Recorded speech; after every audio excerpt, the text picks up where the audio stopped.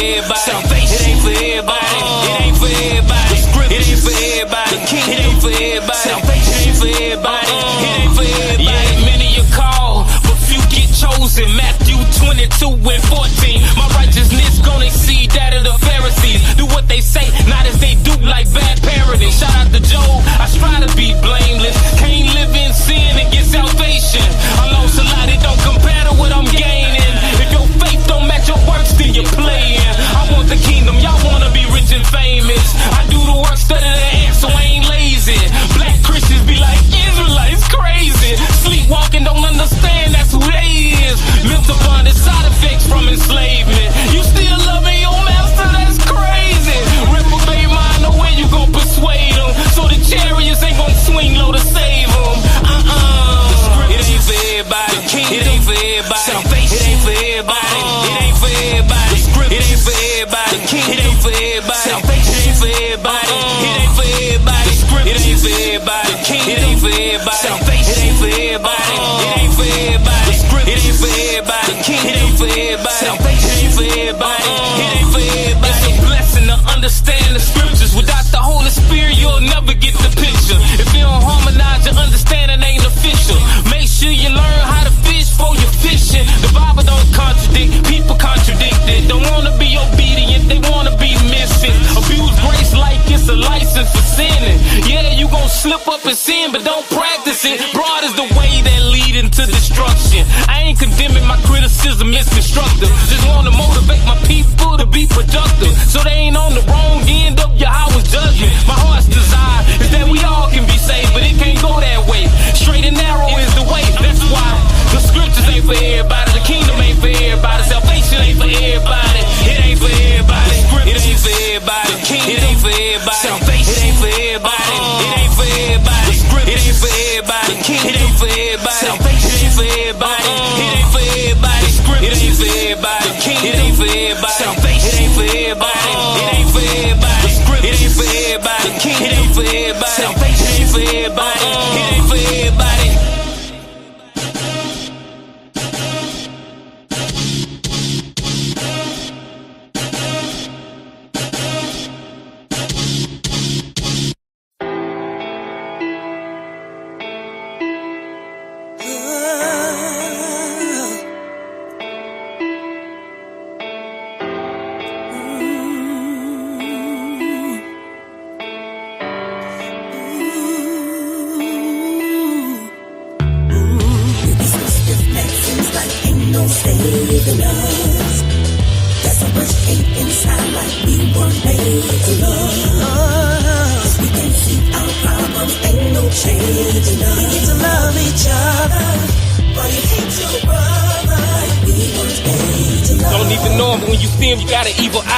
Humble down for correction because of your pride. Same story, we done seen it way too many times. We got numb to the pain, we don't even cry. I done seen folks laugh, happy when somebody died.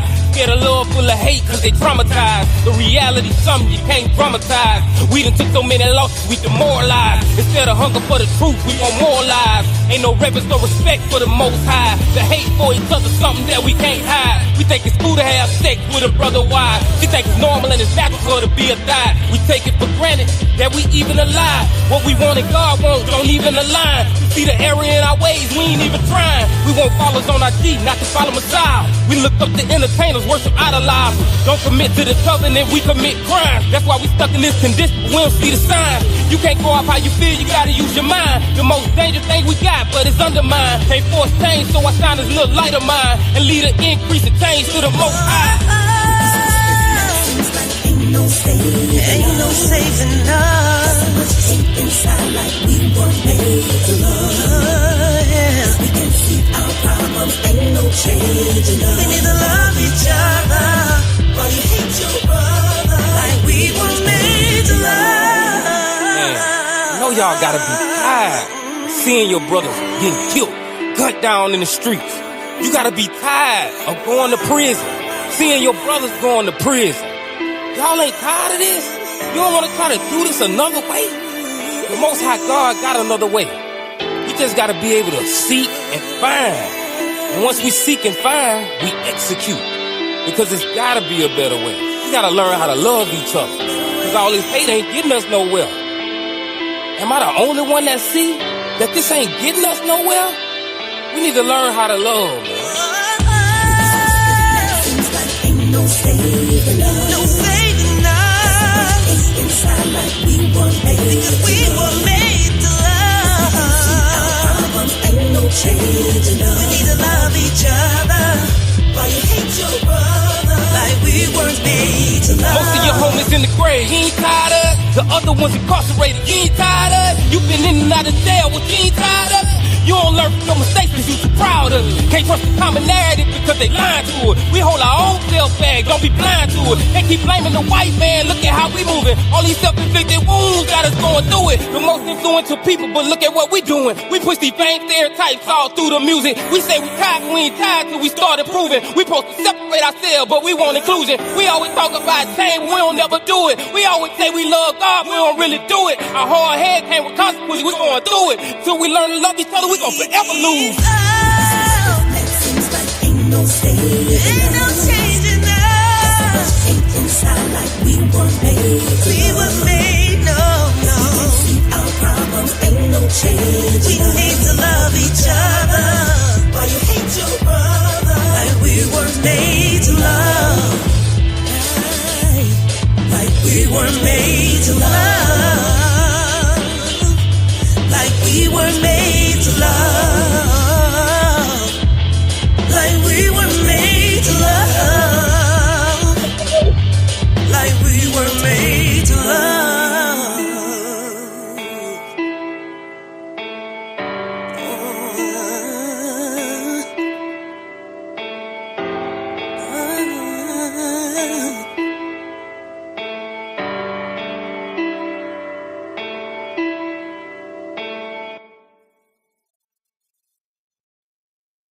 Hey, Shalom, family, Shalom. So, we're gonna be starting very shortly. I just came on real quick just to encourage everybody that's under the sound of my voice right now. If you're listening right now, you're looking at the screen right now, please make sure you go and share this video right now with someone in your family or someone that's your friend that you love and you truly care for, who don't understand that we are the Israelites. This information that's gonna come out is very vital. And it's definitely going to prove without a shadow of a doubt that we are the people of the book. And this information and where it's coming from is going to be very surprising to hear the people that are speaking on what they're speaking on. It's going to be surprising to hear their view. So use these next few minutes to, if you got to call somebody, to personally invite them to come on and tell them how important it is, because this is about our salvation. This is about us actually getting out of this place we in. I know y'all tired of being in Babylon, and I'm tired of being in Babylon too. So we need to take the opportunities that we have where we can be effective in this ministry by convincing someone who they are, and that we need to keep these laws, statutes, and commandments. So with that, I'll be back in a little bit. I'm gonna play a little more music. He keep on blessing me. He keep on blessing me. He keep on blessing me. He keep on blessing me.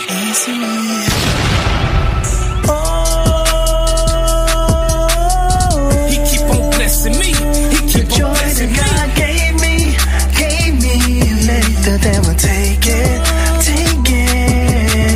He keep on blessing me. He keep on blessing me. He keep on blessing me.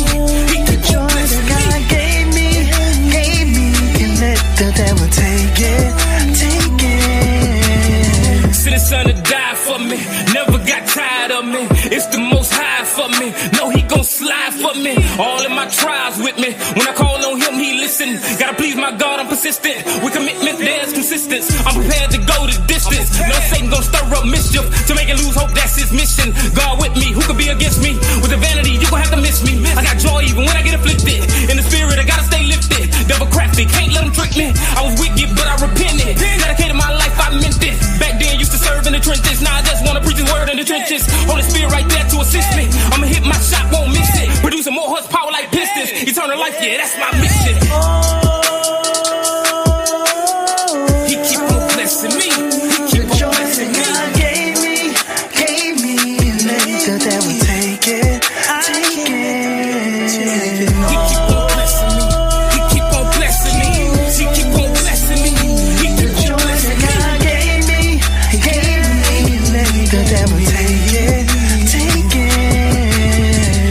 live by the Great Commission. Make disciples and preach repentance. The wicked ones gon' feel attention. Lake of fire ain't no detention. Won't waste my time, I entertain dissension. 2/3 ain't never gon' get it. Peculiar people ain't never gon' feel it. I speak truth, I don't care about feelings. Fair not, cause I wish I didn't. Hard still, I'm standing on business. No fear, the enemy ain't winning. I know the gospel, so I gotta defend it. Can't love God if you're practicing it. Your pastor lied, you can tell him I said it. He can debate it live. Better make him look silly, I don't take credit. Yahweh gets the victory. Ain't got short time and it ain't no mystery. Same old tricks, you can take the history. Kill, steal, destroy, you know what his mission be. Master at deception, but ain't deceiving me. A child of the promise, man, I'm truly blessed to be firm in my faith. Never take the joy from me. The Most High carry out judgment, frequently obedient to his law, so he keep on blessing me. He keep on blessing me. He keep on blessing me. God gave me, and let the devil take it. He keep on blessing me. He keep on blessing me. He keep on blessing me. He keep on blessing me. God gave me, and let the devil take it. Bless me, blessing me.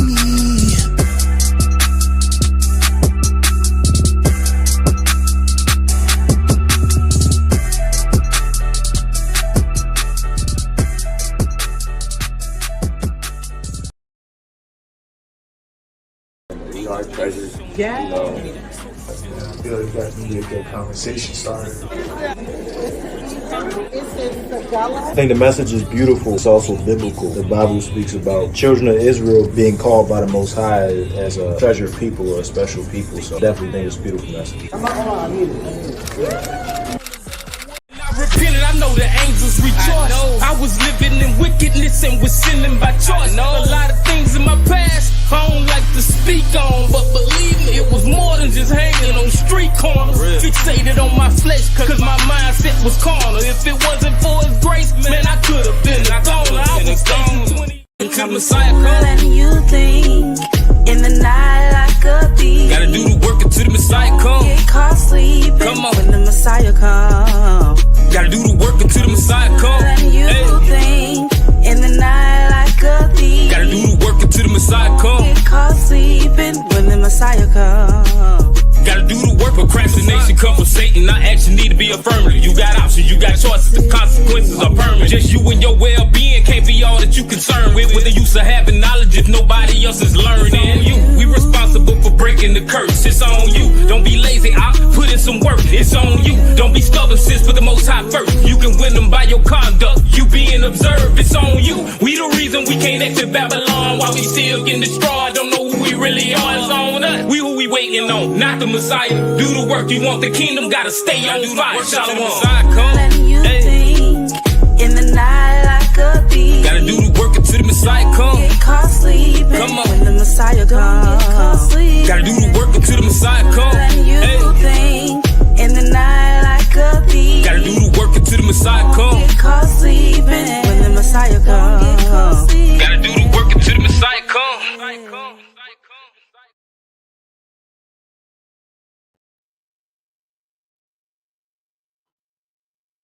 Yo, shalom, shalom, family, shalom. Shalom.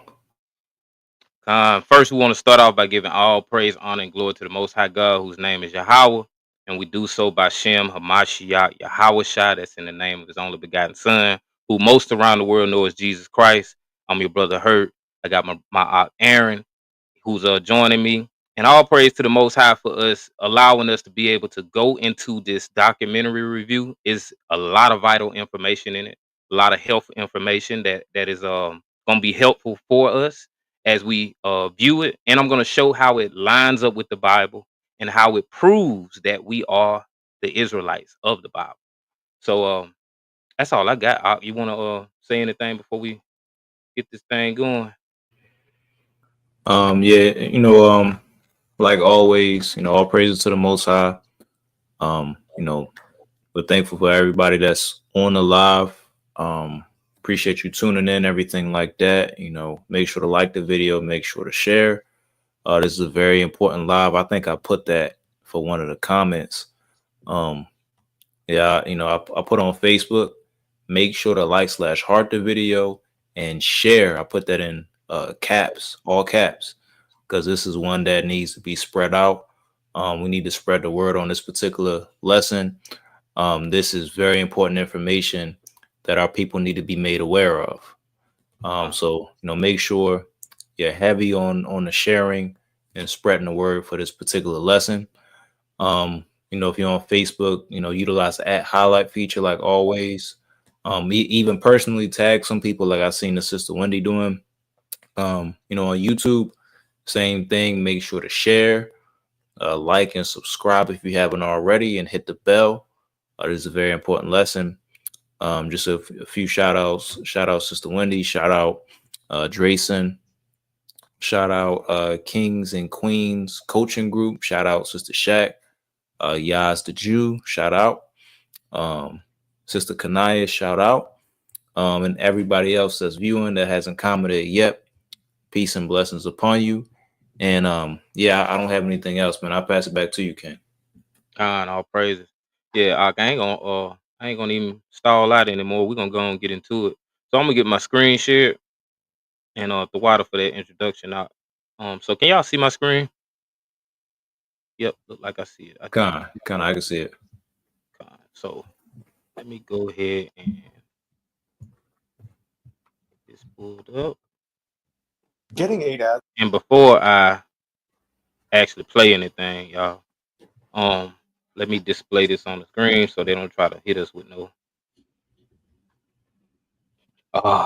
bans or anything or try to remove the video. So this is fair use. This is a fair use video. Fair use disclaimer. The copyright laws of the United States recognizes a fair use of copyrighted content. Section 107 of the U.S. Copyright Act states, notwithstanding the provisions of sections 106 and 106A, the fair use of a copyrighted work, including such use by reproduction in copies or phonorecords, or by any other means specified by that section for purposes such as criticism, comment, news reporting, teaching, including multiple copies for classroom use, scholarship, or research, is not an infringement of copyright. This video and our YouTube channel in general may contain certain copyrighted works that were not specifically authorized to be used by the copyrighted holders, but which we believe in good faith are protected by federal law and the fair use doctrine for one or more of the reasons noted above. If you have any specific concerns about this video or our position on the fair use defense, please contact us at 251-327-5520 so we can discuss amicably. Thank you. And so just doing that to protect us, y'all. So this is going to be our thoughts on this content. And I'm going to go ahead and start playing it. Ads every 20 minutes is actually diabolical. Meet Pi, the ad blocker that actually works on Twitch, aka. I didn't find that out too.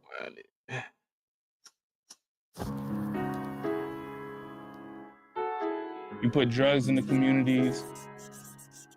You put guns in the communities. You put disease in the communities. You put poor food in the communities. All these things are designed to shorten your life expectancy. All these things are designed to give you physical issues and mental issues. These things are designed to keep you from thriving with the powers that be that are making that money at the top. They trying to kill us. So this is just the intro. So I wanted to stop it at this point because, basically we see what the whole gist of the beginning of this is about them putting things in our community and basically trying to kill us. We know that the things that we have at our disposal, the things we can go and get from the grocery stores, they're flooded with chemicals and they're flooded with all of these different things that our bodies are not naturally supposed to even ingest. So we know that the people that are responsible for this, they see the most money off of doing what they do to make things in that nature. Like we can talk about preservatives as just one example. Most of the things on the shelves have preservatives in them, and those preservatives are actually chemicals, and we're ingesting these chemicals into our body. So in fact, they're trying to kill us. They're shortening our life expectancy by putting these things in our food. I want to bring out one precept. Give me Genesis 27. verses 39 through 42. Con. And you can share your screen, and we'll go back and forth when the scripture's coming out. Con, for sure.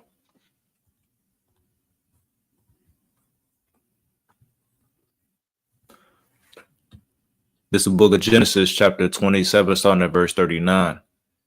And Isaac his father answered and said unto him, Behold, thy dwelling shall be the fatness of the earth, and of the dew of heaven from above. And by thy sword shalt thou live, and shalt serve thy brother. And it shall come to pass, when thou shalt have the dominion, that thou shalt break his yoke from off thy neck. And Esau hated Jacob because of the blessing wherewith his father blessed him. And Esau said in his heart, The days of mourning for my father are at hand. Then will I slay my brother Jacob. And these words of Esau, her elder son, were told to Rebekah. And she sent and called Jacob her younger son. And she said unto him, Behold, thy brother Esau, as touching thee, doth comfort himself, purposing to kill thee. So this is a certain group of people, or a certain nation of people, that wants to actually kill the promised people. And this is something that they were going to want to do throughout the generations. This was something that was inherent nature. So when we look at verse 39, it says, And Isaac his father answered and said unto him, Behold, thy dwelling shall be the fatness of the earth, and of the dew of heaven from above. The fatness of the earth symbolizes these people that are in power right now. And that's why it behooves me. I don't understand it. It bewilders me when people say that the so-called white man ain't Esau. Esau is supposed to be in rulership at this point in time, during the end. So continuing with this scripture, it says, And by thy sword thou shalt live, and shalt serve thy brother. And it shall come to pass, when thou shalt have dominion, that thou shalt break his yoke from off thy neck. And now we know that so-called black people, Hispanic people have been in slavery. Native Americans have been in slavery. And the yoke being broke off our neck was us so-called as if we came out of slavery, which we didn't really. We just had the physical yoke broken off of our neck, but we were still in captivity and still in bondage because we're still in their land, under their laws, and we're subjected to these people. Now it says in verse 41, Salaki, it says, And Esau hated Jacob because of the blessing wherewith his father blessed him. And Esau said in his heart, The days of mourning for my father are at hand. Then will I slay my brother Jacob. And these words of Esau, her elder son, were told to Rebekah. And she sent and called Jacob, her younger son, and said unto him, Behold, thy brother Esau, as touching thee, doth comfort himself, purposing to kill thee. So this is something that's normal. It comforts Esau to try and kill us. So this is something that's normal, and that's something that's going to continue throughout our generations until the Most High God sends his son back to redeem us. So that's it as far as this introduction, as far as what I wanted to bring out. Ak, if you want to add something to that, you can. Kind of absolutely great points. And I put this in the chat a little bit earlier. 2 Corinthians 2:11, just harping on the fact that we need to be aware of these things and also make our people aware, right? This is 2 Corinthians chapter 2, verse 11. It says, So that we would not be outwitted by Satan, for we are not ignorant of his designs. So it's very important to understand that, especially the government, who's ran by the so-called white man, they're not your friend. They don't have your best interests at heart. And systematically speaking, as we'll see in this particular documentary, they're literally trying to kill us, and we'll be able to see it.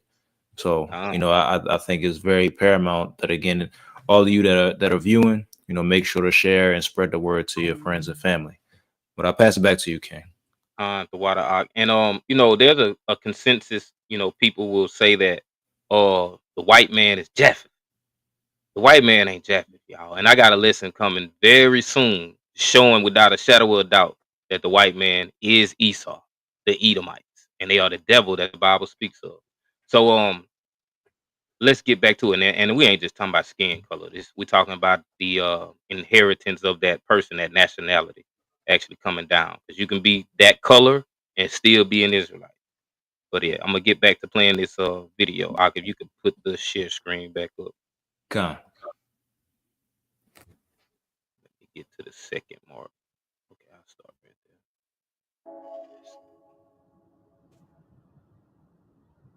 there. Ferguson is located in St. Louis, Missouri, like what they call the north side of St. Louis. So this is the neighborhood I grew up in, right in Ferguson. We had a bunch of child deaths, but it was a very close-knit neighborhood. My sophomore year in high school, we lost like 6 kids, but it seemed like it was always every year we lost kids, every year. So this house right here, good friend of mine was actually shot in his driveway right there. I remember him warming up his car, and he never made it to school that day. That's just how the neighborhood was. So this is right outside of my mom's neighborhood. This church is the entrance street to the neighborhood. And if you can see over in the far corner, there actually used to be a basketball court there. That basketball court was a savior for a lot of us. It kept us out of trouble. But he ended up having to take it down because you would think would have been on a church lot, there was no violence, but actually somebody got killed on that parking lot. So they had to take the court down. You think you're gonna have a fist-to-fist fight and somebody brings out a weapon. I got sliced right here in the chest in another fight. The police here were known to be totally on the bad side. Ferguson was known for the police, snatching you up and be hiding out. It was a place where you definitely drove the speed limit, got yourself together, got in and out. You didn't really mess around over there, even as a kid, even, in the car with your moms. Once you kind of crossed this certain street, sit down, act quiet. From all the people that I knew. Now, I know every single person, if you are of color, you can relate to what he's talking about that happens in Ferguson. We can relate to that all over the United States of America. And some people even in other countries can relate. So it talked about these kids being killed and also the kids killing each other and also this police presence in our neighborhoods. It's crazy. Sometimes I live in Kentucky right now. And I can go to an area in Kentucky where our people ain't there, and the police presence is different. Sometimes you hardly ever see policemen. It's a place called St. Matthews. I used to be up there a lot, like for weeks, and I didn't see a police car for a long time. And I finally saw one. I was like, dang, finally seen a police car. And that was when I first moved up here. But it's just crazy because we know that it has something to do with us.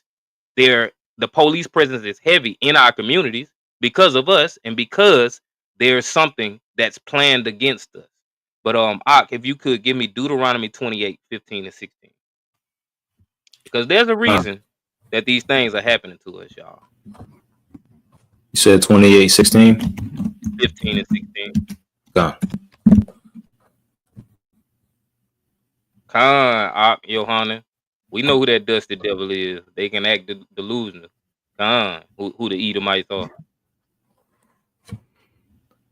It's the book of Deuteronomy, chapter 28, starting verse 15. But it shall come to pass, if thou wilt not hearken unto the voice of the Lord thy God, to observe to do all his commandments and his statutes which I command thee this day, that all these curses shall come upon thee and overtake thee. Cursed shalt thou be in the city, and cursed shalt thou be in the field.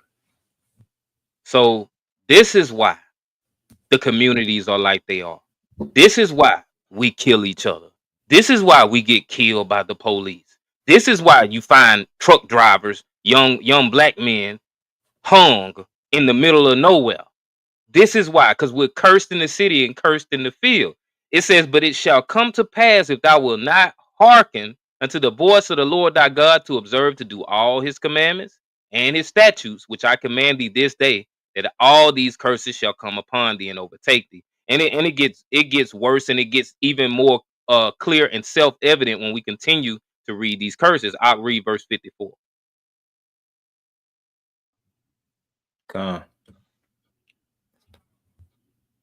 This is Deuteronomy chapter 28, starting at verse 54. So that the man that is tender among you and very delicate, his eye shall be evil toward his brother, and toward the wife of his bosom, and toward the remnant of his children which he shall leave. Man, now who is this talking about? We know who this is talking about. The black man hates another black man so much. Can't stand a black man. Kills each other. This is all we see in our neighborhoods on the news. It says his eye shall be evil toward his brother and toward the wife of his bosom. How many brothers and sisters do we know that were married and are no longer married? And to get even deeper, because marriage ain't just the way that we look at it from the perspective of America. Marriage is these so-called relationships where they're together, they live together, they're having sex. That's really biblical marriage, because you left your father and mother and you cleave to this person. You weren't never supposed to leave that person. But how many times do we see these people get in these relationships, these brothers and sisters get in these relationships, they have children, and then they part. And now this sister is tasked with raising this child on her own. This is a common occurrence, and this is a curse that was spoken of way back, and it was still to continue throughout our generations, because we never truly obeyed the Most High God and not turned back. So give me verse 37. God, this is the book of Deuteronomy, chapter 28 and verse 37. And thou shalt become an astonishment, a proverb, and a byword among all nations, whither the Lord shall lead thee. No matter where you go in this earth, if you're a so-called black man, you're a so-called Mexican, you're a so-called Native American, there are proverbs and bywords for you. We get called niggers, monkeys. They call Mexicans, so-called Mexicans, spicks. They call us call the native, so-called natives, redskins. They call us all these different names because we are the Israelites of the Bible. And the truth is evident. And if we're gonna pay attention to it and then just act like we don't know, that's another problem. Because if we understand why we in the situations we're in and we're not making the adjustments, then we just deserve to be in the situations we're in. And it's gonna continue to happen throughout our generation and the next generation. We're the only one that can break the cycle. We have to understand who we are as a people, because they don't want us to know. That's why they hid it from us, and that's why they're continuing to hide it from us. That's why they're continuing to put things in this food that helps you not be able to understand or open your mind to things. And we just want to stay dumbed down, look at the entertainers, and be like them. And this is why they prop those entertainers up in front of us and allow these people to be famous, so that they can push the message to keep us deaf, dumb, blind, stupid, and sleep. But Ak, if you got a point, you can bring it out. Nah, man, you talking about it, man. I don't really have anything to add. But that was an excellent point about how, they try to constantly keep things in our face, so that we're not paying attention to, literally our plight of us, dying slowly, right? So excellent point, King. I'll pass it back to you. Khan, and shalom to everybody that just joined. The people I know that are on stream: Sister Kanaya, Sister Andrea, Bonafide, Ventavious Brownlee, and Brother Johan, and I did holler at you. And all right, Taria TV. No, that's sis Aria. Shalom, sis. Oh, God. Yeah, it just say all right, Taria TV. Yeah, it's all right, Aria. I know it look. Yeah, I get. Okay, all right, Aria. God. Shalom, sis. But all praises. Let's get back to it without further ado. Get on back to it, 'cause it's gonna get real interesting, y'all. We ain't scratched the surface yet. It's a lot of information gonna come out. All right, let's see.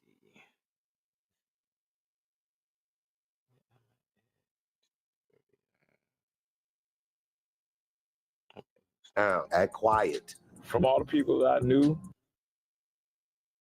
as a kid, even in the car with your moms, once you kind of crossed this certain street, Sit down, act quiet. From all the people that I knew that I met up after leaving here, nobody had even heard of Ferguson until. There is growing outrage tonight after an unarmed African-American teenager was shot and killed by police in the St. Louis suburb of Ferguson, Missouri. Michael Brown graduated from high school earlier this spring and was to begin college next week. God bless his soul. Police shot this boy outside my apartment. Reaction to the grand jury's decision left destruction in the streets of Ferguson this morning. Rioting protesters are furious that Officer Darren Wilson will face no charges in the shooting death of Michael Brown. He was a role model for some. He stood up for a lot.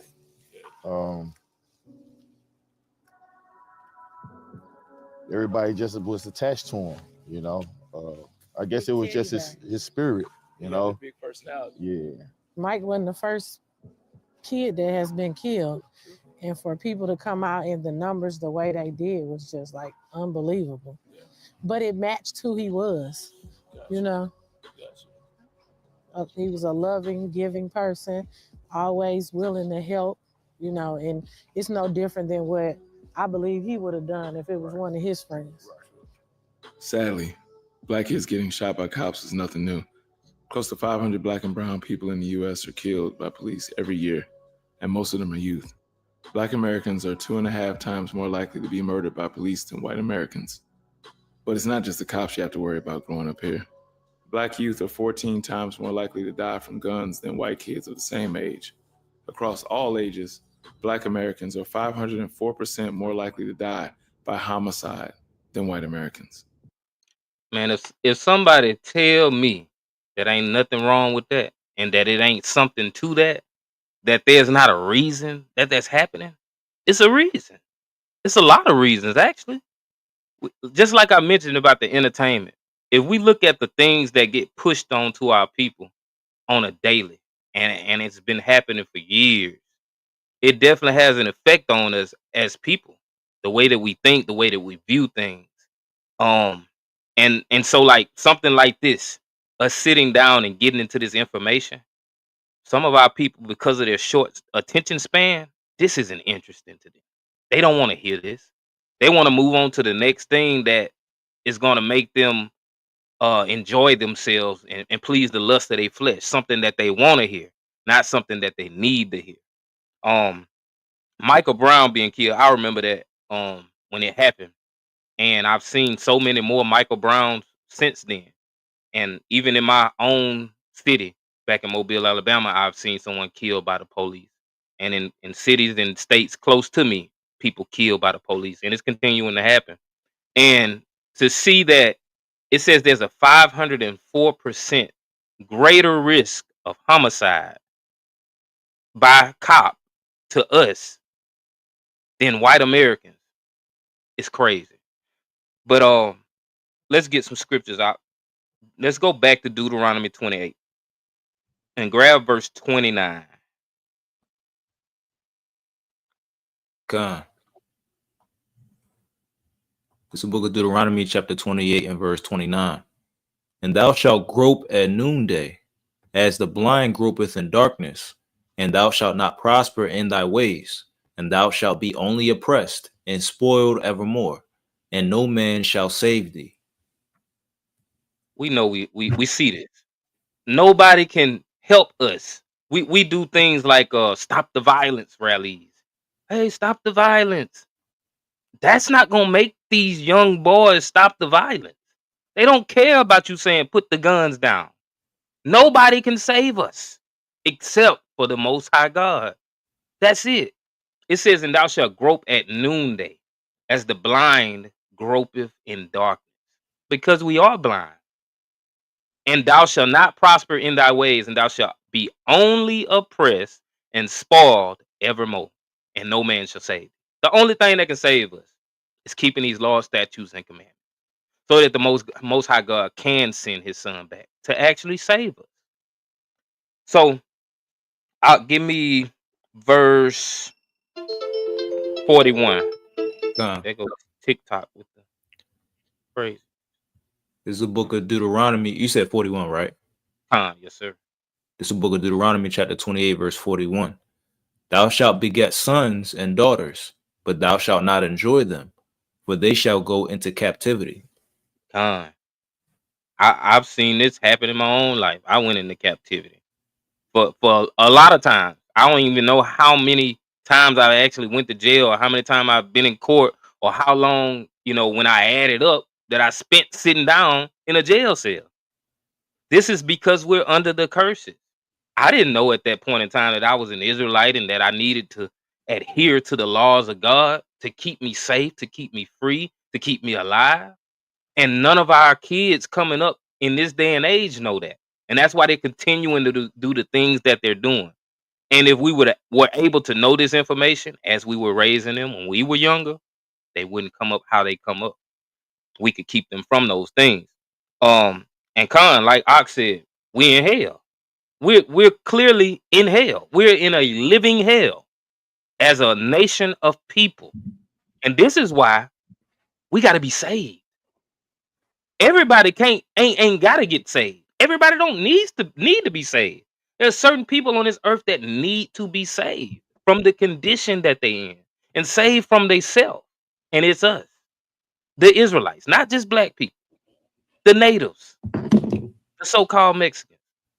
Give me verse 41. No, you just gave me 41. yeah, Salaki, give me Luke 4. Con.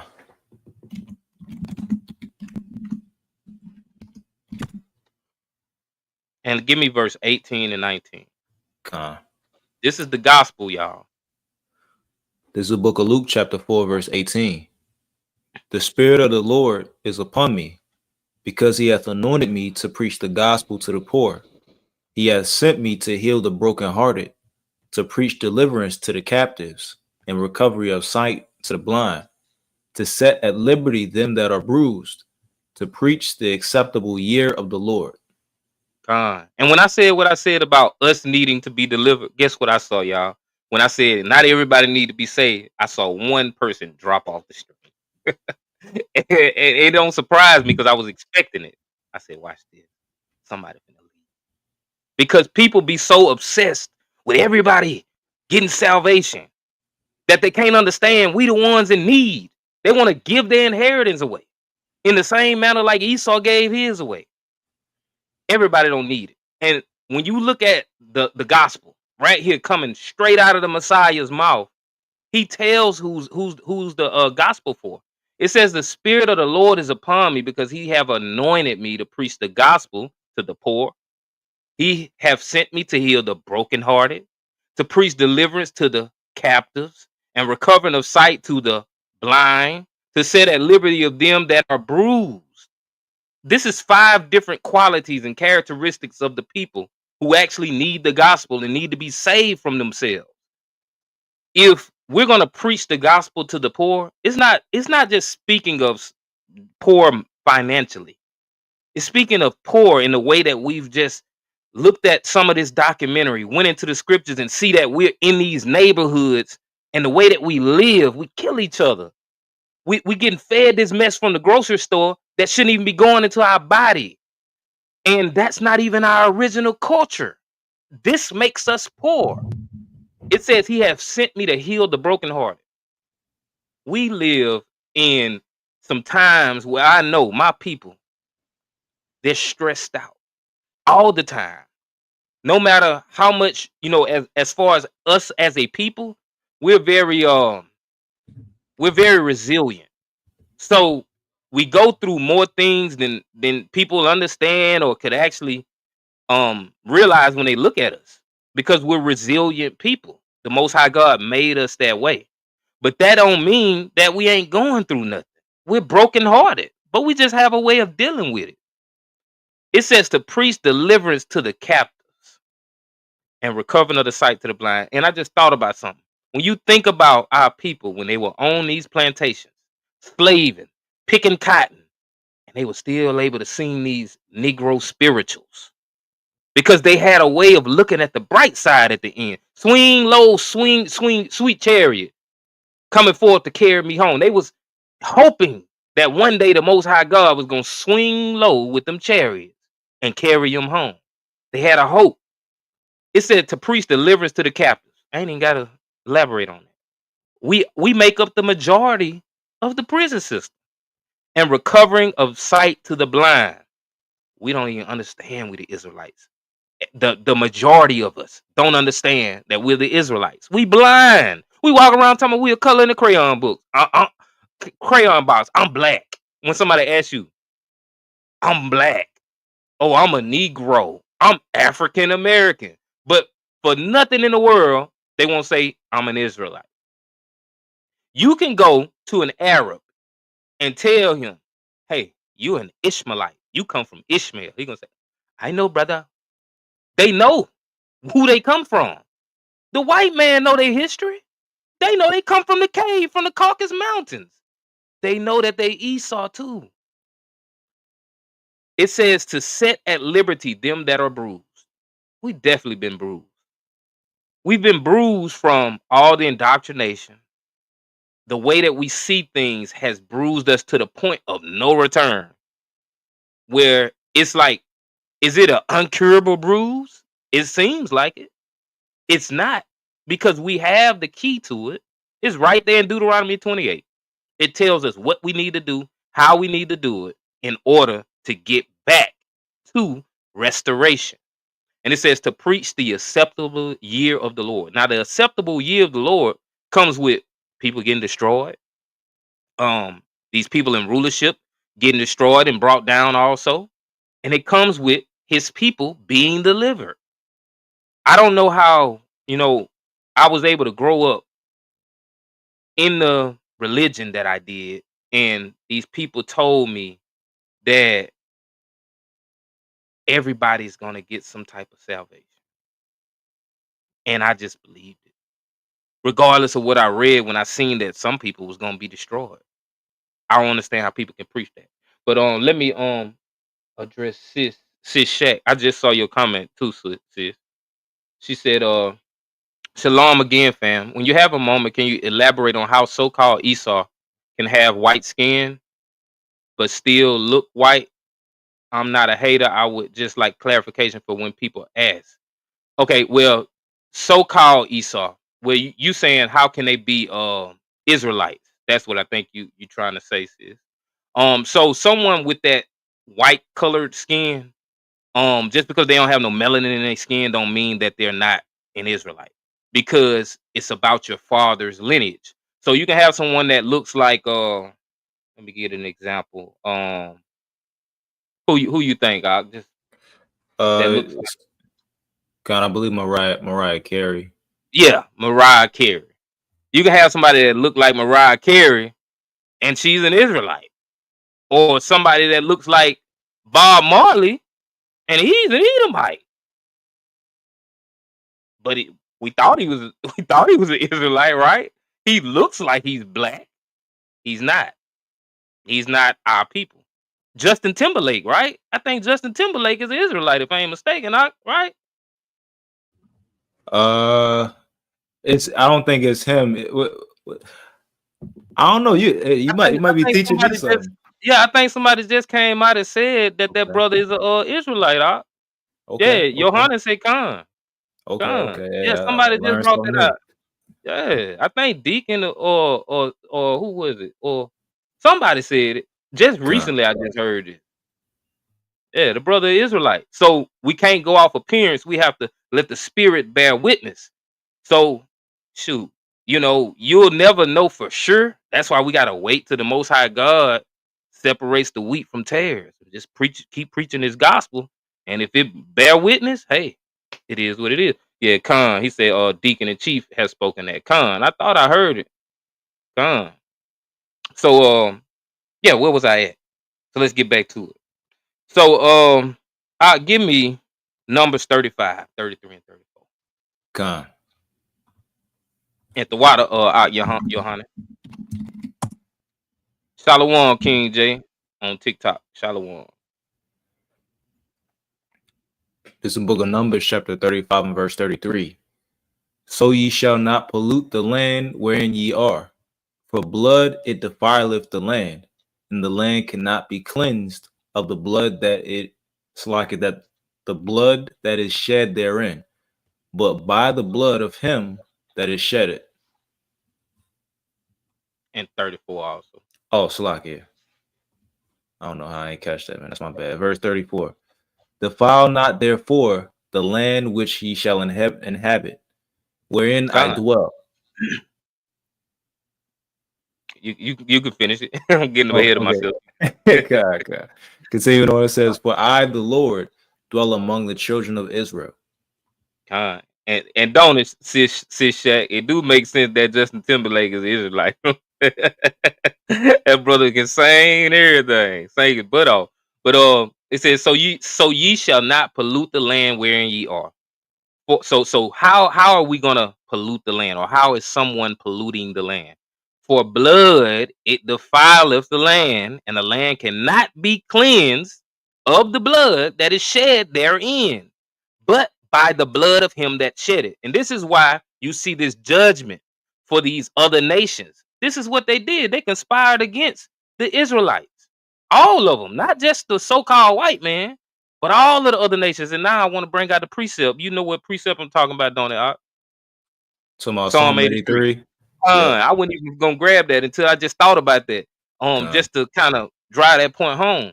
But it says, defile not therefore the land which ye shall inhabit, wherein I dwell, for I, the Lord, dwell among the children of Israel.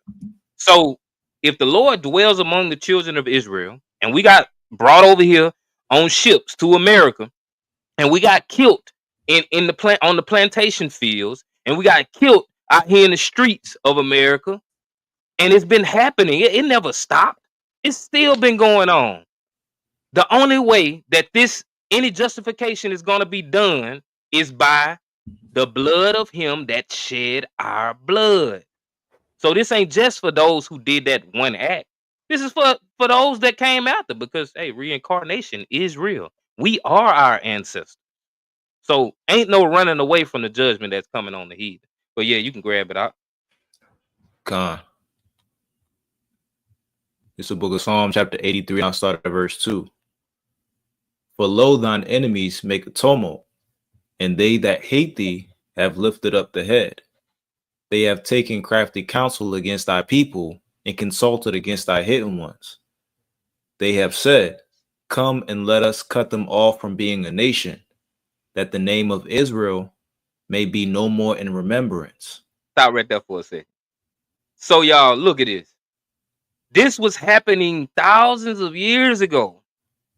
Over 1,000 years ago. They said, they came together, they had a council, they sat down, they said, hey, okay, Esau, I know we Moab, right? I know we don't really rock with each other like that, but for this purpose, let's come together and agree. We're gonna keep these niggas from finding out who they is. Because when these niggas find out who they is, it's bad for all of us. So let's make sure they don't find out who they are. Continue reading out. Continuing on, verse 5. For they have consulted together with one consent. They are confederate against thee. The tabernacles of Edom, and the Ishmaelites, of Moab, and the Hagarenes, Gebal, and Ammon, and Amalek, the Philistines with the inhabitants of Tyre. Ashur also is joined with them. They have holpen the children of Lot, Selah. Do unto them as unto the Midianites, as to Sisera, as to Jaban, at the brook of Kisan, which perished at Endor. They became as dung for the earth. Make their nobles like Oreb and like Zeeb. Yea, all their princes as Zebah and as Zalmunna, who said, let us take to ourselves the houses of God in possession.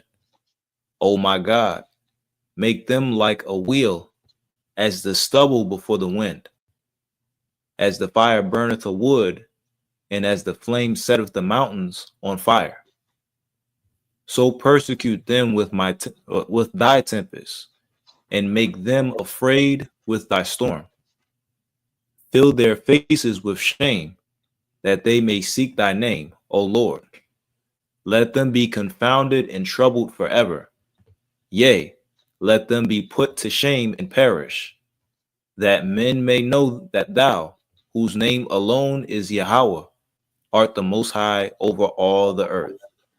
The water out for the reading, beautiful. Like Ox said in the comments, an apology won't help. One thing about the Most High God, Yahweh, when He dealt with people, He never deals with you individually when it comes to judgment. I mean, he deals with individuals in individual circumstances, but as a nation of people, He judges the nation. He don't just judge. Oh, we're gonna just because your race of people were wicked at one point in time. We're gonna say, okay, the ones that come in the generations to come, they all right. They didn't do it. If that was the case, we wouldn't be over here in captivity. We didn't transgress against the Most High God before we came over here on ships. That wasn't us. That was our ancestors. So the Most High God deals with judging nations. There was somebody on that ship that, soon as I'm saying it, I see it in the comments.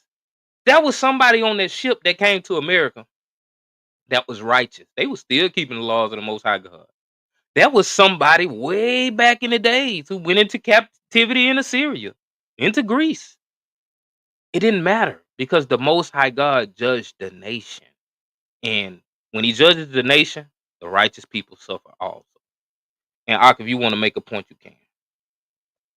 Khan, just to land back on that, I believe when you read in the book of Daniel, the 9th chapter, he literally says that the curses have been poured upon us, roughly paraphrasing. I think that's Daniel chapter 9. And we read the accounts about Daniel, and that brother was a righteous man. He was actually a mighty judge through the Spirit. When you read in the book of I believe it's Susanna, when he judged the matter righteously.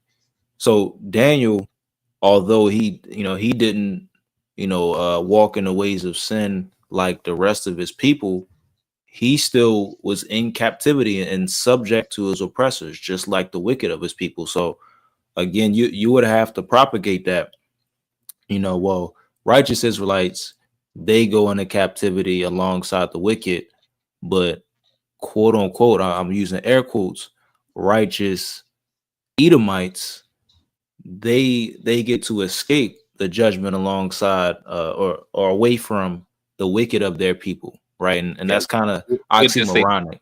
We'll just say decent Edomite. Right. It's because it's oxymoronic to say righteous Edomite, because right in Malachi, it's like, that's the border of wickedness, right? But it's a crazy logic nonetheless. But I'll pass it back to you, King. Because there are some decent Edomites out here, y'all. Right. They're not righteous. They decent. But it's Shalom, Sister Perez, Shabbat Shalom, also to you, Aqua.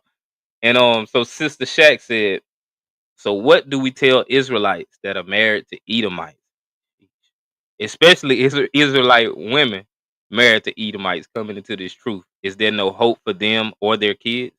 Well, as far as the Edomite kids, it is what it is. I would still encourage her or him, whoever.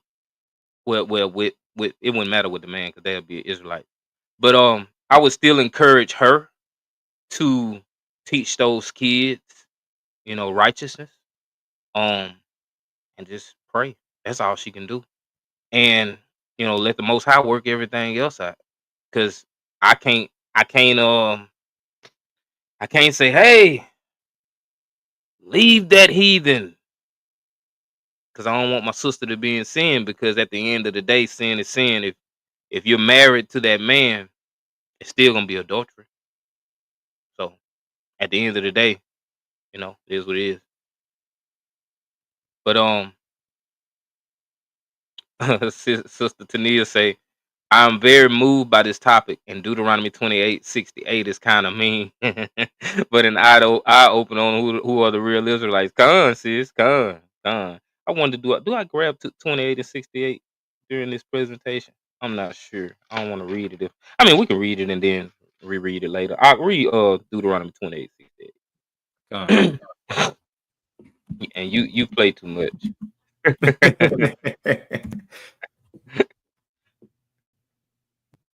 It's some of them out here too. There's a few of them. God. This is the book of Deuteronomy, chapter 28, verse 68. And the Lord shall bring thee into Egypt again with ships, by the way whereof I spake unto thee, thou shalt see it no more again. And there ye shall be sold unto your enemies for bondmen and bondwomen, and no man shall buy you. It seems mean, you know, but it's like, hey, this is he wanted there to be markers. He wanted there to be signs for us to realize when we went back and read this stuff, like, that sounds like what happened to us. And then you got people that will take Deuteronomy 28 to 68 and they'll say, oh, y'all ain't going to no Egypt. And not understanding that Egypt is just another word for captivity. You know what I'm saying? Going into captivity. Egypt, because we were in captivity. At that point in time in the so-called Middle East, you wouldn't have to go get on a ship to go to Egypt. That ain't happening. The most you may have to do is get across a river. That's it. You don't need a ship. And not even a river. It would be like a lake or a stream. You ain't gotta get in a boat to get to Egypt. But Sheesh. You heard what sis said? Yeah, I'm gonna let you answer. it doesn't pop up on the YouTube stream because that word is like a buzzword. You can't even type that out. So Well, like Edomite? most, yeah, you can't even type that on YouTube Live. Yeah, crazy, man. I said you want to respond to him? Oh yeah, I'll speak to it. So it says, really, so if I was married to an Edomite and learned this truth, I'd be in sin if I divorced him. That's a good question. It is. Yeah, so I'll say this. I personally, and this is just based upon the wisdom that I've learned and grabbed from the scriptures, I wouldn't teach anybody to leave their spouse. And even with, like, if it's reversed, unless that woman has committed, fornication, I wouldn't teach them to, leave their spouse. I would just tell them to continue to remain faithful. We see an example with Abigail and Nabal when you read in the book of Samuel, and she was married to a wicked man. Although he was an Israelite, she was married to a wicked man, and the Lord honored her faithfulness. So, like a person in that particular situation, they just have. I would say, based upon what I see within the scriptures, they need to stay within that union and honor the Most High and be faithful to their head in that particular situation. And it's unfortunate, that they have to stay, yoked to that person. I would say that the other alternative, in that situation, if Esau is, he's not trying to be at peace with you, and you learning from the Israelites, and you trying to keep some commandments, and he's trying to put stumbling blocks before you, you can separate, but I wouldn't teach you to remarry in that particular situation, unless Yes, he that, died. yeah, And the unless Most High might do it for you. yeah, exactly. So that's how I would speak to that particular situation, and I'll pass it to you if you have anything, brother. And so I'll illustrate it this way, sis. If so, like a brother in the truth, right? If he goes and sleeps with Esau's wife, and she Esau too, would you think that's breaking the law? Most definitely. It's still adultery. Adultery is a universal law. That's not just pertaining to Israelites. Adultery is adultery. Israelite man can't go sleep with a heathen woman because she's married to a heathen. It just don't work like that. And even some of the sisters in the Bible, like let's say Queen Esther, um, she was married to a heathen. Most High still was using her, and never said once part from this wicked king. So, but yes, it's definitely a good question. But all praises. So we'll get back to it. Unless you got anything else you want to add to it. No, nothing to add, King.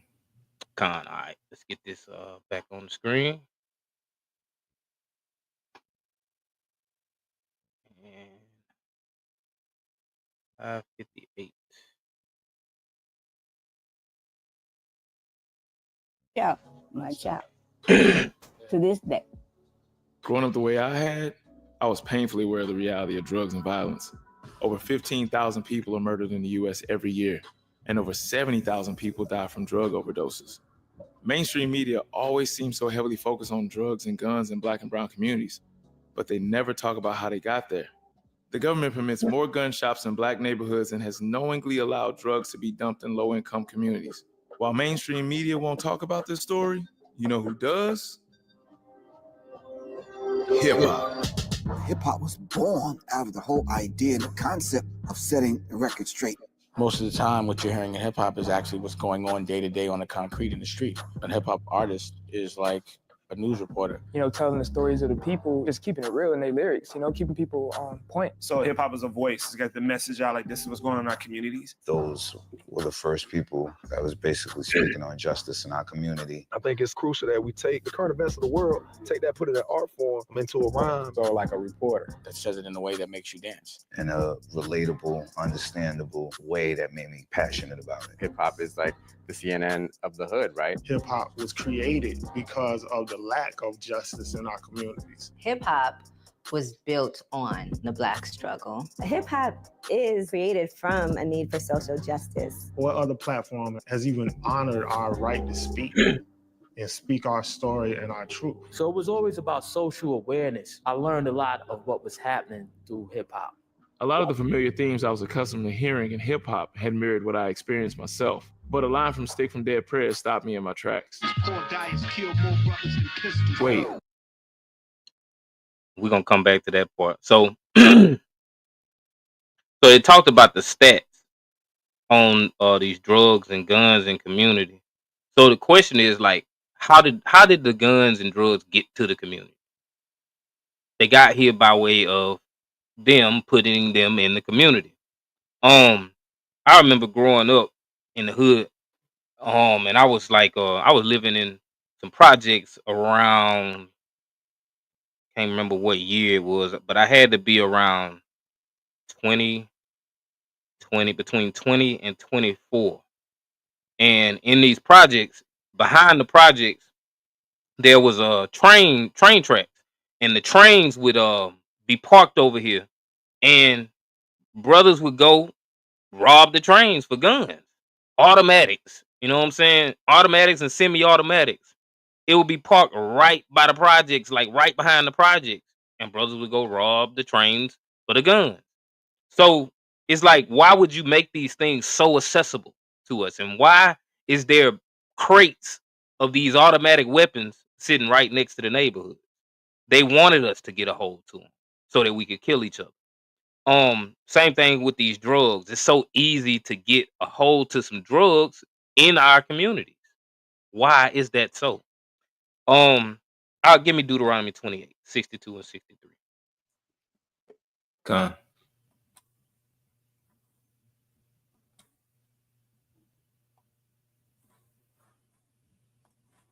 This is the book of Deuteronomy, chapter 28, starting at verse 62. And ye shall be left few in number, whereas ye were as the stars of heaven for multitude, because thou wouldest not obey the voice of the Lord thy God. And it shall come to pass that as the Lord rejoiced over you to do you good and to multiply you, so the Lord will rejoice over you to destroy you and to bring you to naught.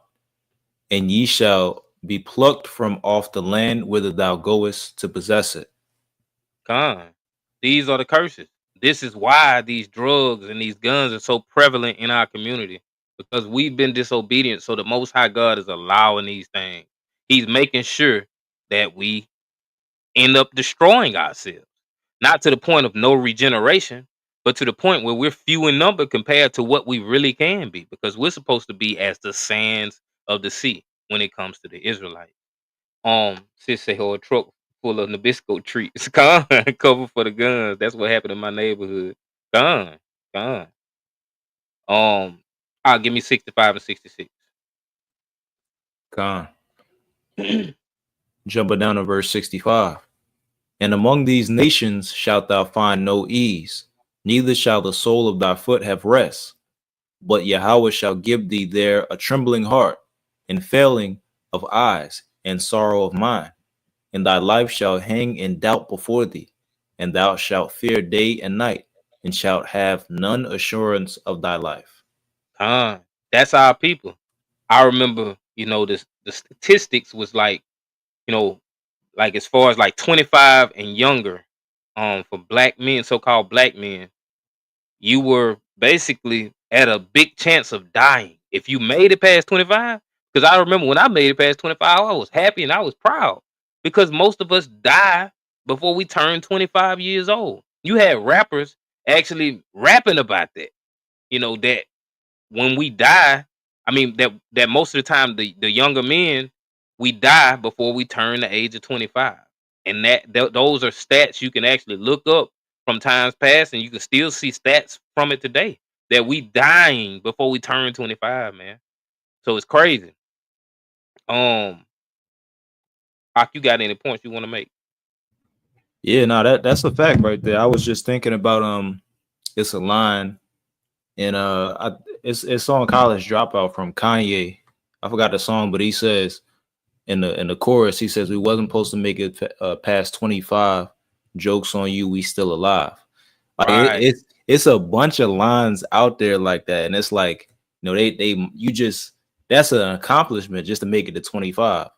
And that just speaks to the point that we are not in a place of rest and safety if 25 is an accomplishment.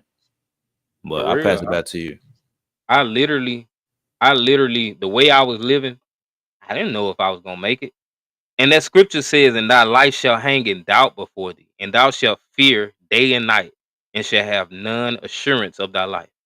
I knew the stuff I was doing, it was possible that I was gonna go out there, do something, and end up dead. Or I knew it was something I could have done, or that where there was things that I've done that could have landed me in prison for life, that I didn't get caught for by the grace of the Most High God. But we do these things, and we know the results and the consequences, but we still do them. That's a curse. Who gonna go and be that stupid to go and do stupid stuff that's gonna end up with you losing your life, or your life being taken from you, but you're still alive? Only our people, because we're cursed. We ain't stupid. We're not stupid people, but we do stupid stuff because there's a curse on us, because we don't want to obey the Most High God. But let's get back to it. Pull this back up, and I want y'all to pay attention to this line, because that's gonna set the tone for this next portion of the video. Themes I was accustomed to hearing in hip hop had mirrored what I experienced myself. But a line from Stick from Dead Prayers stopped me in my tracks. Wait, what did he say?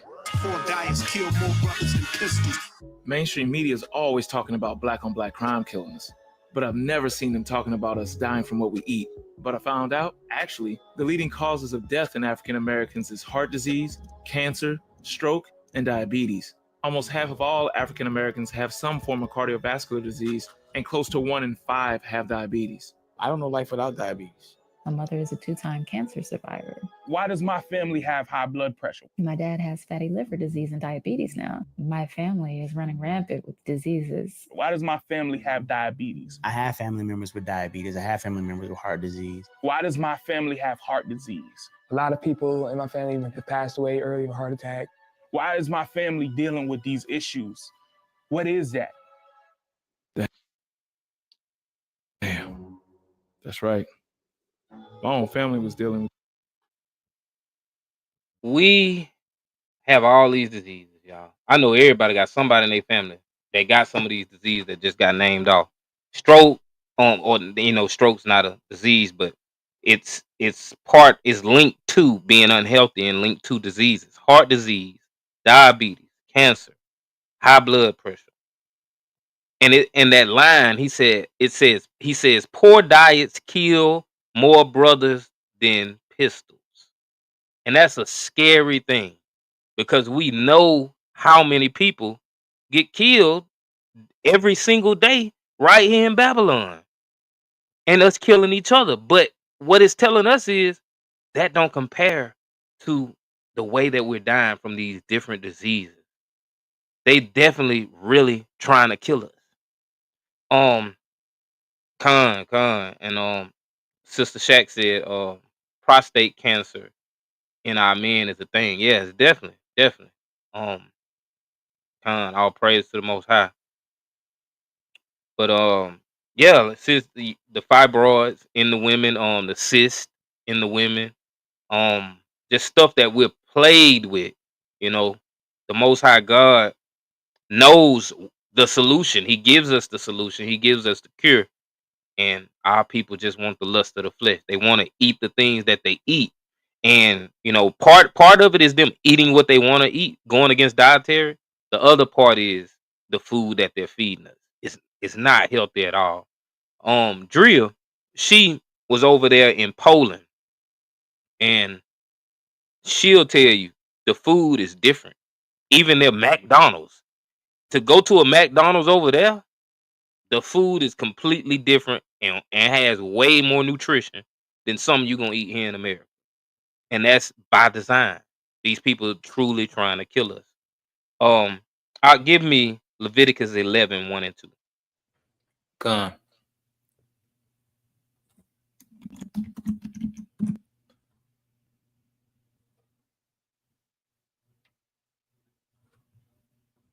This is the book of Leviticus, chapter 11, starting at verse 1. And the Lord spake unto Moses and to Aaron, saying unto them, Speak unto the children of Israel, saying, These are the beasts which ye shall eat among all the beasts that are on the earth. Khan. So this is just simple.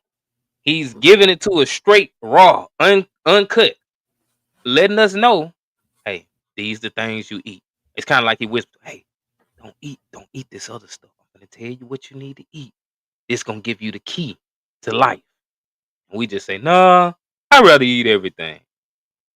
Ox said, his uncle just died from cancer. Khan, I know, and condolences to the family. I remember when y'all told me, that he was on his bed, didn't know if he was gonna live or die. And myself, my uncle, when my uncles died, he wasn't just like super old or nothing. He died from cancer. My father died from brain cancer. My grandmama died from cancer. My daughter's mama died from cancer. Cancer is really plaguing us, and people think it's a game. And when they go to the store, they don't think about what they picking up. They just say, "Oh, I just need something that's of substance in my stomach so that I'm not hungry anymore." They don't care if it ain't nutritious. They don't care if it's killing them because they can't see the immediate results of dying. That they're dying. They're dying slowly. We're dying slowly if we're not conscious of what we're actually eating. Give me Ezekiel 4, 13 through 15. Gone.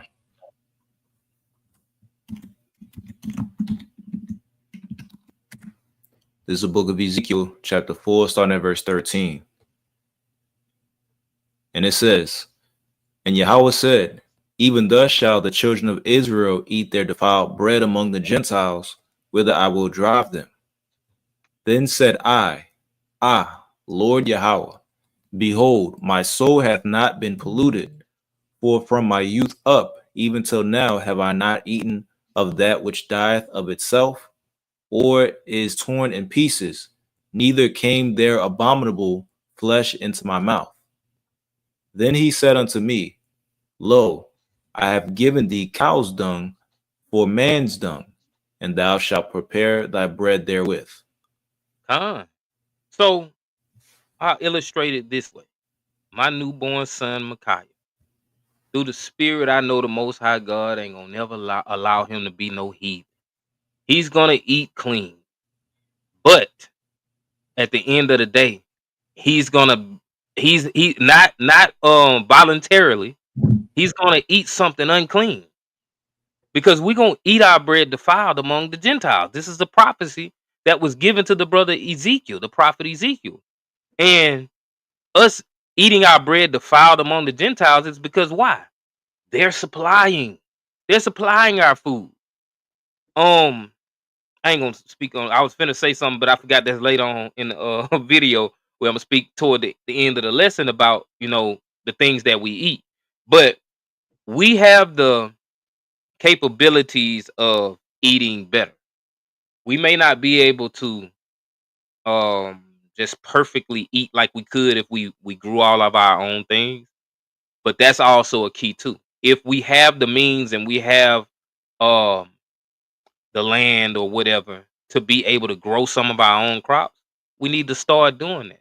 Make yourself useful in providing your own food, because that's the safest way to ingest food, is by you preserving it without preservatives, without you putting these different chemicals on it to help it grow and to fertilize it. So, all praise to the Most High. Ak, you want to add anything? God, I'll just read this, just to land back. This is 3 John chapter 1, verse 2. Beloved, I wish above all things that thou mayest prosper and be in health, even as thy soul prospereth. And this is something that needs to be harped on, because we have so many factors working against us, chiefly the people that are ruling over us in the land of our captivity. So we have to go out of our way to do our due diligence and really make sure that we're eating and living a healthy lifestyle, right? But I'll pass it back to you, King. The water. So let's get back to this presentation. Let me see, 8:36. Okay, we're right there. With these diseases too. When my mother was diagnosed with colon cancer, it shook us all. It particularly hit hard seeing someone I love so much go through so much pain. My mom has always been such an incredibly strong woman. She's the rock of the family. But watching her go through cancer treatment was the first time ever I heard her ask for help. She took on raising me by herself in her 40s, even though she didn't have to, because she never backed down from what needed to be done. Seeing my mom suffer, I needed answers to why this is happening to her and the community. So I went on a mission to speak with experts around the country. Most of the heart disease, cancer, diabetes, stroke, high blood pressure, and even much of the autoimmune problems that we see, such as lupus, rheumatoid arthritis, inflammatory bowel diseases, is a direct outgrowth of the way that people eat. Nearly half of all deaths from heart disease, stroke, and diabetes are directly attributable to a poor diet. So not to smoking, not to being sedentary, not to your family history or your genes, but literally directly related to a poor diet. Many of the chronic diseases that used to be associated with older people, such as diabetes, hypertension, high cholesterol, cardiovascular disease, are now manifesting in millennials.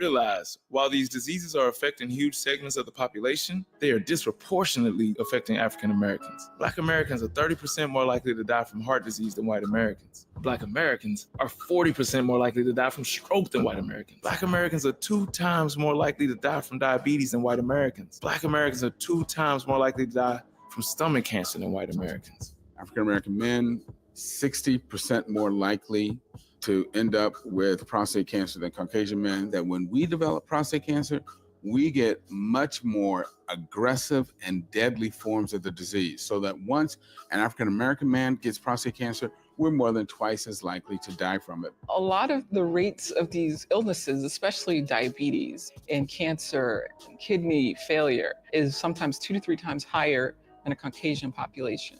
Why are black folks dying from these diseases at such higher rates? I know they said it was diet, but it seems like it has to be something with genetics, right? Like my grandma go, well, my arthritis cutting up and my rheumatism bad and I can't see and I got gout. I'm starting to lose my teeth, but at least I got my health. Like, what? Do you? No, she don't. She don't have her health. But that's our people. We try to look at things on the bright side, but the reality is we dying. So looking at what they said about the genetics, that it's got to be something in our genetics because some of these illnesses are sometimes 2 to 3 times higher in the Caucasian population, but we dying at higher rates. Yeah, it's something in our genetics because the Most High, our genetic makeup is made a certain way because we're not supposed to ingest the things that they're feeding us and the things that we're going to consume. This pork, this shrimp, this crab, this lobster, all these things we're not supposed to eat that are basically feeding these diseases, and it's killing us. But the heathen can actually ingest this stuff and not die as much as us because we're not designed to intake this stuff into our bodies. So I'll give me Leviticus 11, 4 through 8.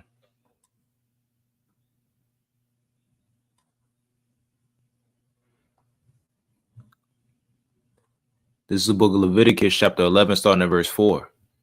Nevertheless, these shall ye not eat of them that chew the cud, or of them that divide the hoof, as the camel, because he cheweth the cud, but divideth not the hoof, he is unclean unto you. And the coney, because he cheweth the cud, but divideth not the hoof, he is unclean unto you. And the hare, because he cheweth the cud, but divideth not the hoof, he is unclean unto you. And the swine, though he divide the hoof, and be cloven footed, yet he cheweth not the cud, he is unclean to you. Of their flesh shall ye not eat, and their carcass shall ye not touch, they are unclean to you. They're unclean to you. Over and over again. They're unclean to you. They're unclean to you. This is why we are falling victim to dietary, why we're falling victim to diseases. Look at the word disease and break it up into two. Dis-ease. It causes us to not be eased, at ease. It causes us dis-ease. And that's what we're doing when we ingest this food that we eat. We're causing ourselves to be diseased. Eventually, it starts to have that effect on our body and tear us down. And sis Khan, big point and a big perspective is look at milk and dairy. Not just milk and dairy, but milk and dairy is a very good example because it goes through a process. And during this process, this is the part that makes it unhealthy. This is the part that kills us. So we have to be circumspect in eating these processed things. There are some things you're going to eat and it's going to be processed. There's really nothing you can do about it. But you have to be cognizant, have to be aware of what you're eating and not ingest too much of it. Because that's when you start to get to be susceptible to these different diseases. And you got to also exercise, also drink a lot of water, also do a lot of fruits and veggies that are organic, not that seedless mess. We have to prepare ourselves and protect ourselves in the best way that we can while we living here in Babylon the Great. But Ak, you got something you want to bring out before I grab the next scripture? Yeah, just a slight point. You know, like a lot of people, especially from, you know, like different persuasions that might, you know, believe in the Bible, quote unquote, they argue with some of us back and forth about, you know, having to keep some of these things within the law, mainly the dietary law, right?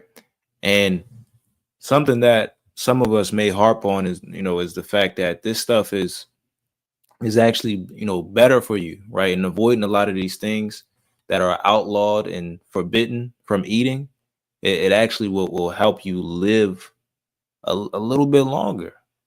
You know, like it's not just, you know, the Most High, he didn't just say these things like just to say them. Like he wasn't just trying to, you know, like ruin, you know, just you know, take away some good food, quote unquote, from you. Like he's actually trying to save you. And he's trying to tell you how to actually eat so that you can live longer, right? But I pass it back to you. And for him to tell us that these things are unclean, like that's something that we got to hold on to. If he said it was unclean at a point in time, he didn't change the makeup of that animal, those animals that he created to make them clean now. No, they're unclean for a purpose. They serve purposes. And when you look at these different things he's saying are unclean, you got to look at what they do. Observe the way that they operate in wherever they live at. And you look at a pig, it rolls around and slop all day. It will eat anything. If you throw a person down there, that pig gonna eat it. You look at the shellfish. They scavenge at the bottom of the sea and eat everything at the bottom of the sea. They vacuum cleaners for the sea. And this is why we ain't supposed to pull them out, because that's their purpose. Their job is to clean the sea. But no, we want to cast nets down there, pick them up and eat them as a delicacy. But that's not even what their purpose is. Their purpose is to clean the ocean so that we can still eat out of the sea and eat the clean fish that the Most High God say eat, that have fins and scales. So, you know, the way that the Most High God, he designed things very intricately for things to operate a certain way. But we say, nah, we're going to come up with our own laws, our own ways of doing things. And I know you said don't eat them shellfish, but I just got to taste it. And then start to eat all the shellfish out the sea. And now the water's polluted. Now when you're eating clean fish out of the sea, you don't know if that's diseased because nothing is cleaning the sea. But sis, and sis said, you know, these laws are forever, and she said grace does not cover us using this area. Hold on. I think what sis is saying is grace don't cover you when you continuing to just eat whatever you want to eat. I believe that's what she's trying to say. But I grab 10 through 12. And so like that's a good point that the Sister Shaq made, because even when you think about the meaning of grace, it goes back to the word favor. And why would you equate favor to eating something that's unclean and horrible for you? Like Right. that doesn't even make sense. And something that's bad for you. Right. Salaka, you said 10 through 11? 8 through 12, I believe. 8 through 12. No, it was 10 through 12. My bad. 10 through 12. My bad. This is the book of Leviticus, chapter 11 and verse 10. And all that have not fins and scales in the seas and in the rivers, of all that move in the waters, and of any living thing which is in the waters, they shall be an abomination unto you. They shall be even an abomination unto you. Ye shall not eat of their flesh, but ye shall have their carcasses in abomination. Whatsoever hath no fins nor scales in the waters, that shall be an abomination unto you. Bring abomination out in the Hebrew.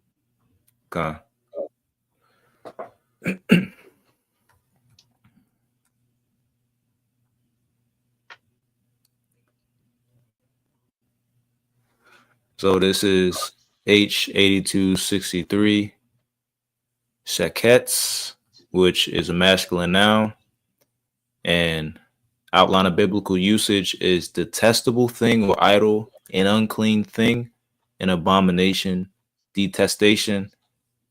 Strong's definition: filth, i.e. figuratively and specifically an idolatrous object, abominable or abomination. It's an idolatrous object, y'all. People want to eat idolatrous objects. People want to eat filth. You can't make this up. This is a horrible thing to go against the Levitical laws of the Most High God, where He tells us don't eat certain things. He says it's an abomination. So He's saying it's filthy. You can't clean that up and make it clean. You can't just throw some Jesus on it and make it clean, like the brother Devon say. But yeah, you got any points you want to make? Nah, no points, King. Con, give me Deuteronomy 28, 21, and 22. Con. This is the book of Deuteronomy, chapter 28, starting verse 21. Yahweh shall make the pestilence cleave unto thee, until he have consumed thee from off the land, whither thou goest to possess it. Yahweh shall smite thee with a consumption, and with a fever, and with an inflammation, and with an extreme burning, and with the sword, and with blasting, and with mildew, and they shall pursue thee until thou perish. Lord have mercy. That's these diseases, y'all. You could have replaced all these things. We could have said, the Lord shall smite thee with heart disease, diabetes, cancer, high blood pressure, stroke. That's what it's saying. These diseases that have come upon us are because we break the laws of the Most High God. That's all it's telling us. When we start to disobey Him, we're going to suffer with diseases. We're going to suffer with being killed. We're going to suffer in captivity. We're going to suffer with madness. These are the things that are plaguing us because we don't want to obey the Most High God. It's so simple, but it's so complicated because we just are stiff-necked and hard-headed people. But yeah, I'm going to go ahead and start back replaying this video unless you got a point. Nah, no points, King. Con. We do have genetic susceptibility to certain diseases, but having a genetic susceptibility to a disease will only come into play if you're in a high-risk environment. It's the diet that's driving the disease. There may be vulnerabilities that are genetically modulated, but it's the epigenetic variables, it's the diet, the lifestyle that's going to be determining whether those vulnerabilities are turned on or not turned on. You stay away from that diet, you're going to be all right. There was a study published in 2017 that showed that a poor diet was a diet that was high in processed meats, a diet that's high in sodium, and a diet that's high in sugar-sweetened beverages. Just eating those foods is responsible for half of deaths from heart disease, stroke, and diabetes. And in this study, So some advice I would give as far as like, it's nothing wrong with eating meat, y'all. But when you're eating meat, it's best to try and go to a butcher, or if you buy it and you buy it whole, not that processed mess, like grounded up stuff. Unless you go to the butcher and get it grounded, because when you get this meat from the grocery store that's been grounded or it's been processed in some type of way, or you go buy you some chicken tenders, breaded chicken tenders. This stuff is bad for you. The only way you can be sure that you actually getting something that's probably, substantial and nutritious is going to be when you get it whole. You buy it whole and you do the rest of the process. You do the process for yourself. You go and buy the real chicken breast, and you start to cut it in chicken, strips if you want some chicken tenders. You gotta start doing those type of things to protect yourself. But give me Deuteronomy 7 and verse 6, because they were speaking about the genetic susceptibility, and that's by Yahweh's design, just like we stated a little earlier. Con. This is the book of Deuteronomy, chapter 7 and verse 6. For thou art an holy people unto Yahweh thy power. The Most High hath chosen thee to be a special people unto himself, above all people that are upon the face of the earth. above all people that are on the face of the earth. So he's chosen us to be a holy people unto the Lord, into himself. And he's chosen us to be a special people unto himself above all the people that are on the face of the earth. So we can't do everything that everybody else can do and get away with it. It's just like if my kids go do something, they butt gonna get towed up. I don't care what Kathy's children are doing. Don't tell me you doing it because Kathy kids are doing it. I don't care. I'm not gonna whoop Kathy kids. I'm gonna whoop your butt. And that's what the Most High God is saying. Hey, I don't care. Those are not my people. You're my people. So you're gonna have harsh consequences for doing the same things that they may do. Because even if it's unclean and abominable, it may hurt them a little bit, but it's gonna hurt you worse. And you can bring that scripture that you just posted. God, it's the book of Leviticus chapter 20 and verse 26. And ye shall be holy unto me, for I the Lord am holy, and have severed you from other people, that ye should be mine. And just to land back off the brother's point, you know, the Lord, he actually separated us from the other nations and ethnic groups of people so that we could be his. So he holds us to a different standard. And that's a beautiful analogy, with the children, and with parents, because again, like, with a parent, they give their children specific instructions and a particular standard in which they're supposed to conduct themselves. And another, just because another child goes and does something, like that excuse of, well, Tyrone over there was doing it, so I could do it. Like, that's not gonna fly with it's, especially you got a Judite parent that ain't gonna fly. Like they don't care about that. They care about you because you're their responsibility. You're theirs.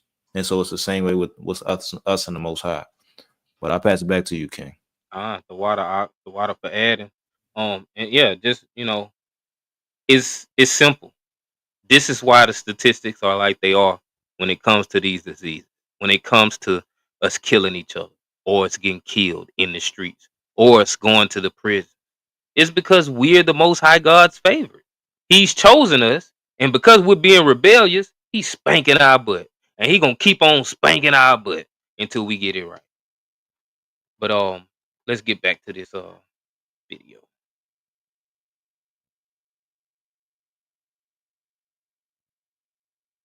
Diabetes was even higher as it relates to poor diet.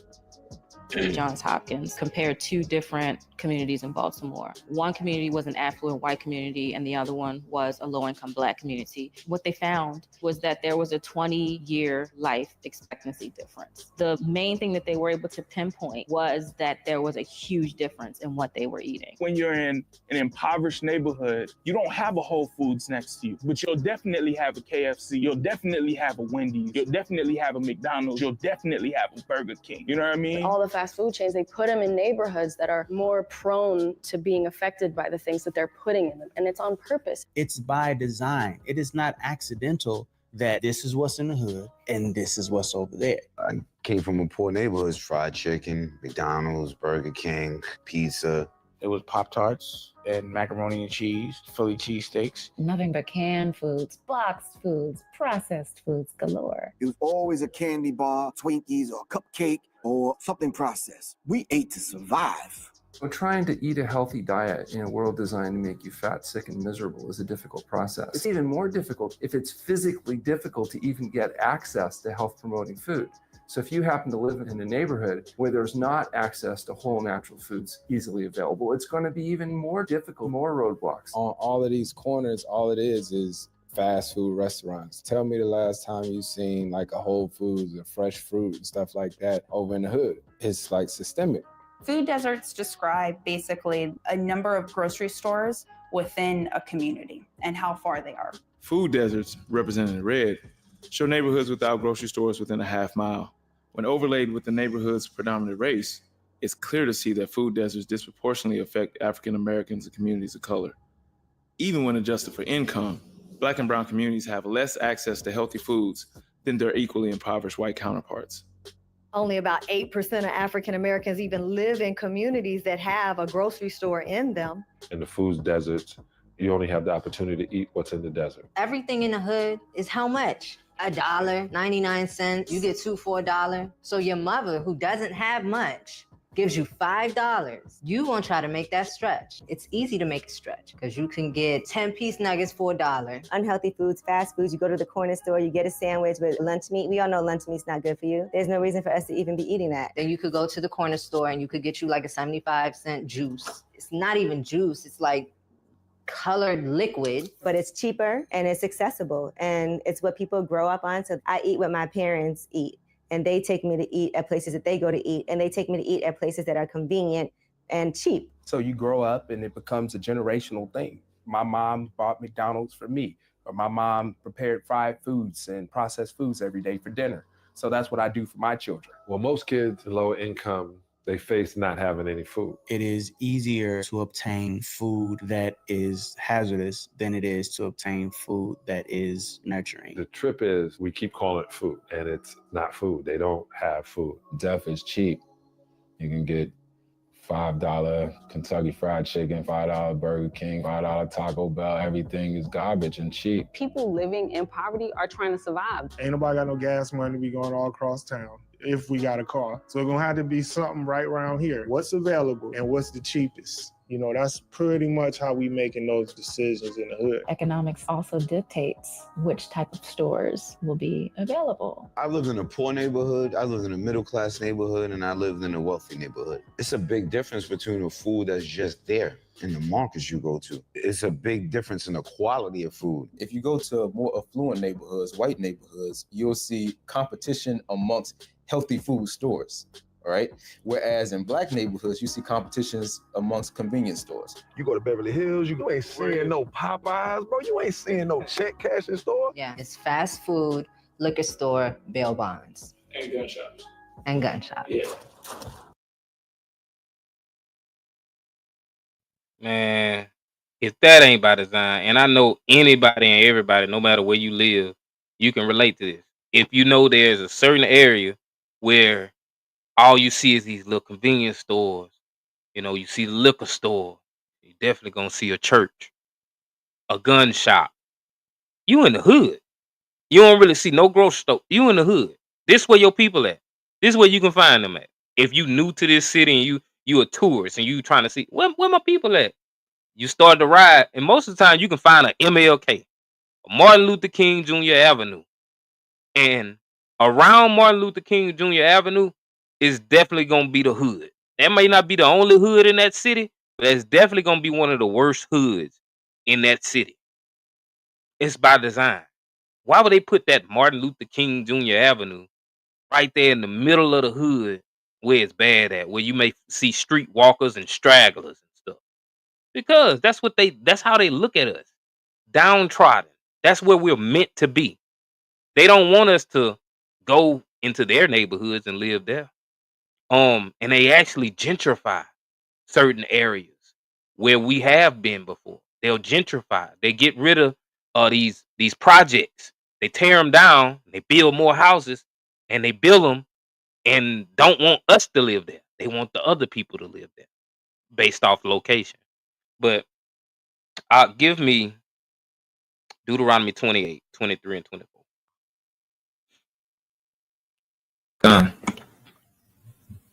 You said 23, 28? 28, 23, and 24. Okay, con. This is the book of Deuteronomy, chapter 28, starting at verse 23. In thy heaven that is over thy head shall be brass, and the earth that is under thee shall be iron. Yahweh shall make the rain of thy land powder and dust. From heaven shall it come down upon thee until thou be destroyed. Con. And when we look at the scripture, it says, "In thy heaven that is over thy head shall be brass, and the earth that is under thee shall be iron." It's speaking of how, like, when you plant something, if it's not good ground, you're not gonna yield crop. If it don't get any rain, you're not gonna yield crop. It's not gonna grow.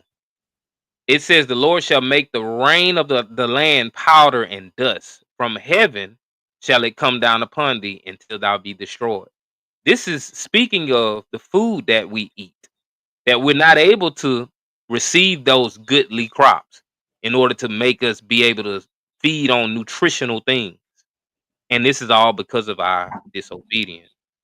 And yeah, he answered you already, Sister Shat. And he about to speak on where he from, because they actually, those food deserts that they were speaking of was actually in Baltimore. But I'm gonna play this next section. It's a short section, and he gonna speak a little bit about his experience in Baltimore and what he observed as far as what he's seen by being up there in that area. In the United States, there are more gun shops and gun dealers than there are grocery stores. In fact, there are close to 15,000 more gun dealers than grocery stores. And yet again, with Baltimore, they are disproportionately located in communities of color. City councils and planning commissioners will often permit more liquor stores in communities of color than they will in white communities. Not only are there fewer grocery stores in these communities, but some chains are actually preventing new grocery stores from opening up even after they've left the neighborhood, further robbing a community of access to healthy food. And yeah, you can kind of speak on your experience being there in Baltimore. Yeah, nah, yeah. So I've watched, and I watched this documentary, and I think I've watched through it a good amount of it twice. And the first time when I watched this, it didn't really register like what this brother was saying. But I think the second time I watched it, and then I thought about it, and I did some research, and I started to connect the dots, right? Because he uses a phrase. He says a food desert. And so when you look up what a food desert is, that's pertaining to a particular area where the residents that live there, they don't have access, including the economic resources, or the stores actually being there. They don't have access to healthy foods. And when you go to especially in Baltimore City, and I work out there, so I'm out there every day. I live not too far from there also, and so like I spend a lot of time in these particular areas, and it's full of food deserts. But I went and I did some further research, and Morgan State, which is a HBCU, that's a college down here in Baltimore. They did a study on this, and they came up with 42% of Baltimore City. It's full of food deserts. So that's almost half of the population in Baltimore City that are just straight up food deserts. And just speaking as someone that like I work in these particular areas, I frequent these places a lot. It's nothing but Jake over here. It's black people, bro. And like they're the ones that are that are dealing with these particular circumstances that they're placed under. And again, going back to the title of the doc, they're trying to kill us. Systemically speaking, this isn't by accident, right? How the Sister Shaq said, that's high. That's almost half, 42%. So yeah, that what this brother is speaking on is 100% facts. And I encourage everybody, because I don't believe the brother's gonna go through the whole doc, but I would encourage everybody to watch it in full, because it's some stuff in here. But I'll pass it back to you, King. The water, yeah, it's a lot. It's a lot of information. We not gonna play every single thing, y'all. We trying to get brief it, but get the most important parts. Because there's a part in there where they talk about how when you're like the transit, the metro transit, or the bus that you may use on the city lines, that on some of these buses, like if you would try and catch this bus out to a Whole Foods because you want to get some good nutritious food and not go to the Winn-Dixie that's close by you, or the Walmart or something, and you want to try to go to Whole Foods or the Fresh Market, you get on this bus. There's a limit of how many bags You can actually bring. I think it was 2 or 3. I know Drea, I know you listening. If you type it in the chat. Yeah, it was 2 bags. 2 bags. Yep, 2 bag limit. Yeah, so they're not gonna allow you to just come on there like you got your kids with you and y'all gonna come on there with 20 bags. They're gonna like, oh no, you can't. It's 2 bag limit. That's a way to keep you from eating healthy, from eating more nutritious. That's why when you see like a Whole Foods and a Publix, pay attention. Where are they? You'll never see no Publix and no Whole Food in the hood. It's always gonna be in their neighborhood. It's by design. It's systemic racism. It's all it is. So we'll get back to it, unless you want to make a point. Nah, no points, man. You bringing it out, man. All praises. All praises. There were codes and laws and statutes that were passed that said you could no longer have more than 6 fruit trees in your Hold on, front yard. let me rewind that. There were codes and laws and statutes that were passed that said Laws, statutes, and commandments. Code, laws, and statutes. We're gonna see, what are our people, which codes or which codes, laws, and statutes that our people want to obey. you could no longer have more than 6 fruit trees in your front yard. You could no longer give your food to your neighbor. So those codes and statutes and laws are normally never written by oppressed people. There's actually an active hand in making sure that we living like this. You have the excuse that there's not enough economics in this quote poor neighborhood, but yet there's tons of fast food places in the same community and liquor stores that are thriving. So the money is there. It's just the choice of you're not wanting to serve this community. Why? It's not because of money. It must be something else. It's affecting Black and brown communities more than it's affecting other communities. That's just a fact. They show you the lack of concern for the people of this community, the health of this community. The injustice isn't being fairly spread around. It's here, pocketed in our communities and communities of color. It does feel like they're trying to kill us.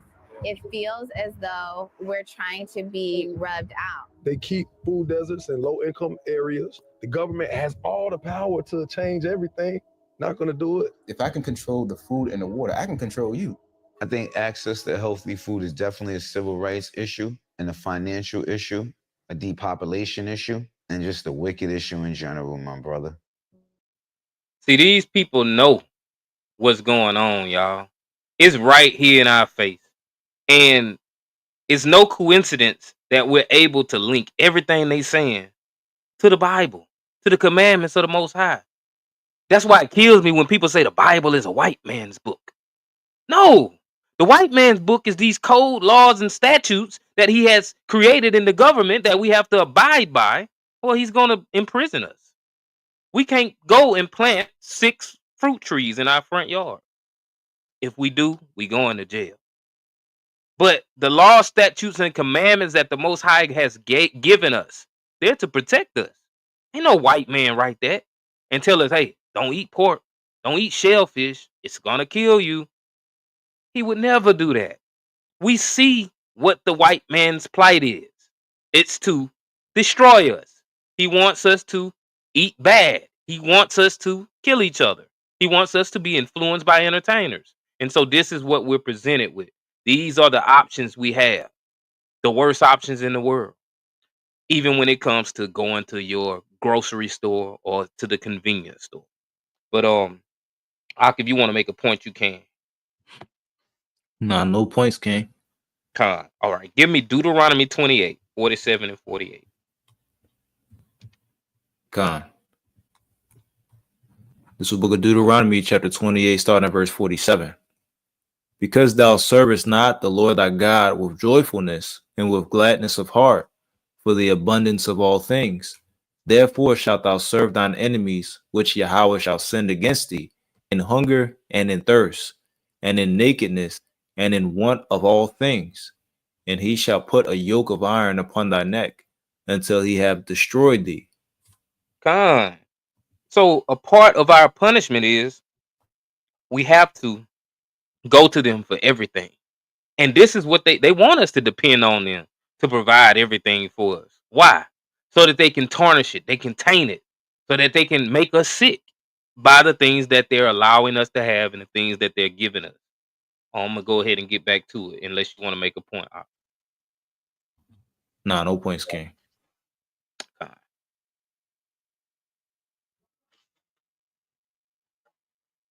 Lock it. Let me go back. Put it on the screen for me. A depopulation issue and just a wicked issue in general, my brother.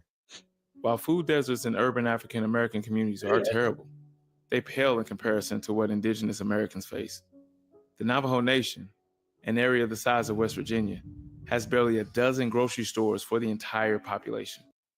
And y'all, this is what we don't see because we don't get the details about what our native brothers and sisters are dealing with. They say it's actually worse for them where they live. So we have only 10 grocery stores, official grocery stores. We have like 100 convenience stores. This game, you're not. 80 to 90% of these stores are only carrying junk food.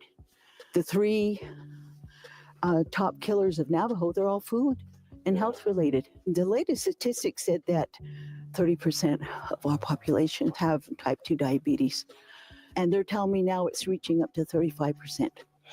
And it's reaching down, what is scary, down to children.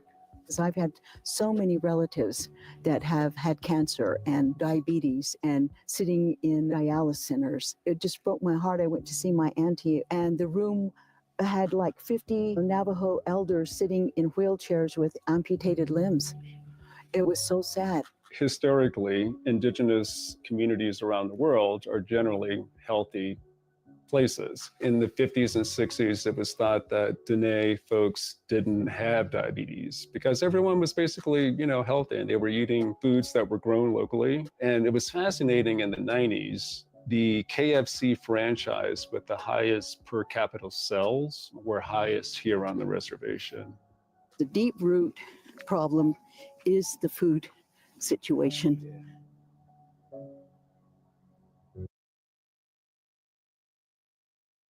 Sheesh. 35% of the population got diabetes? And it's getting down to the kids having diabetes? That's crazy, y'all. It's crazy. I don't understand how people try to say that, them people ain't Israelites.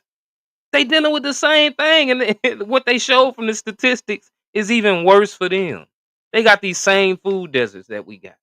They got the same diseases that we got. Why? Because they're the Israelites. They said earlier in the video that white people have these diseases 2 to 3 times higher, but they don't die at a as fast rate as we do. These are indications, these are signs and markers for us to wake up, pay attention to, and know that you're the Israelite. Con, sis. Yeah, when I saw this, I was like, dang, that's crazy. It just really hit home, and I'm like, man, this is confirmation to help people see the truth. Like, why there's certain people that's dealing with these things? It's because you're somebody that's supposed to know who you are so that you can stop doing what you're doing so you don't deal with these things. And Ak, you can bring that scripture out. God, this is the book of Deuteronomy, chapter 28, verse 46. And they shall be upon thee for a sign and for a wonder, and upon thy seed forever. And just to land back off a point you just made concerning, it being an indicator or a sign, like of who the Israelites are and why they're going through these particular things. It's all in reference to our disobedience. And so, like, a lot of people, they marvel at, like, well, dang, like, they really trying to do this to us, and we're going through all of these things. It's written that these things would happen. And even when you look at the particular word for sign right there, it literally means an indicator. So basically, these curses will follow us to demonstrate that, hey, you're the people, and you're in disobedience. And this is going to keep happening to you until you turn back to the Most High and repent. But I'll pass it back to you. Yeah, and Sister Shaq said I knew about how medications affect them, though heard it from Gad's mouth. And they've always attacked our Native American brothers and sisters with their medicine, with their vaccinations. You know, that was how they basically conquered them from the beginning when they came over here. But yeah, we're gonna get back to it. All praises out for adding that to that precept, beautiful precept to go right along with what I was speaking of.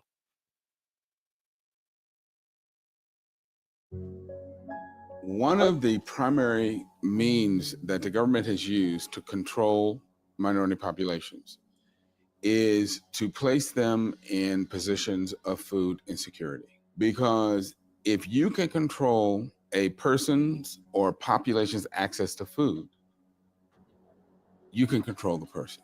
So what did our government do when it wanted to control Native Americans? The first thing it did was it came in and it displaced the nations off their fertile land. It started when we were imprisoned in Fort Sumner, when our people had to walk 300 miles one way. And we were incarcerated, 12,000 of us. It deliberately burned and destroyed their crops. They burned all of our cornfields, our orchards. They slaughtered our animals. Then it moved them onto marginalized land called reservations that were deliberately chosen because they were lands that were infertile, difficult, or impossible to cultivate. And they starved us out. They then became dependent on the U.S. government for their food. Fort Sumner, all they gave us was government food. And we were incarcerated for 4 years.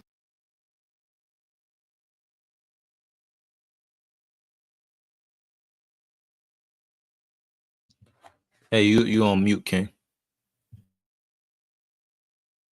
Salaki. Yeah, I was saying, y'all, I just brought that precept out, Deuteronomy 28, 47, and 48, where it spoke about our land not being able to yield these crops. So we're seeing this right here with our people, with the natives, that the land that they did have, where they didn't have to, depend on Esau, the Most High God made it where they land couldn't yield crops. Why? Because they were going off. The Northern Kingdom was famous for idolatry. They were very famous for idolatry and doing things that they had no business doing, worshiping other gods. But I'm gonna continue playing the video. So that's what we call prison food. And what did the government provide them? White rice, white flour, canned meat, sugar, alcohol, all of the things that we know are associated with chronic disease. We're still eating prison food. It has been orchestrated from day one, from 1776 forward, and even before then, to annihilate and abolish American Indians.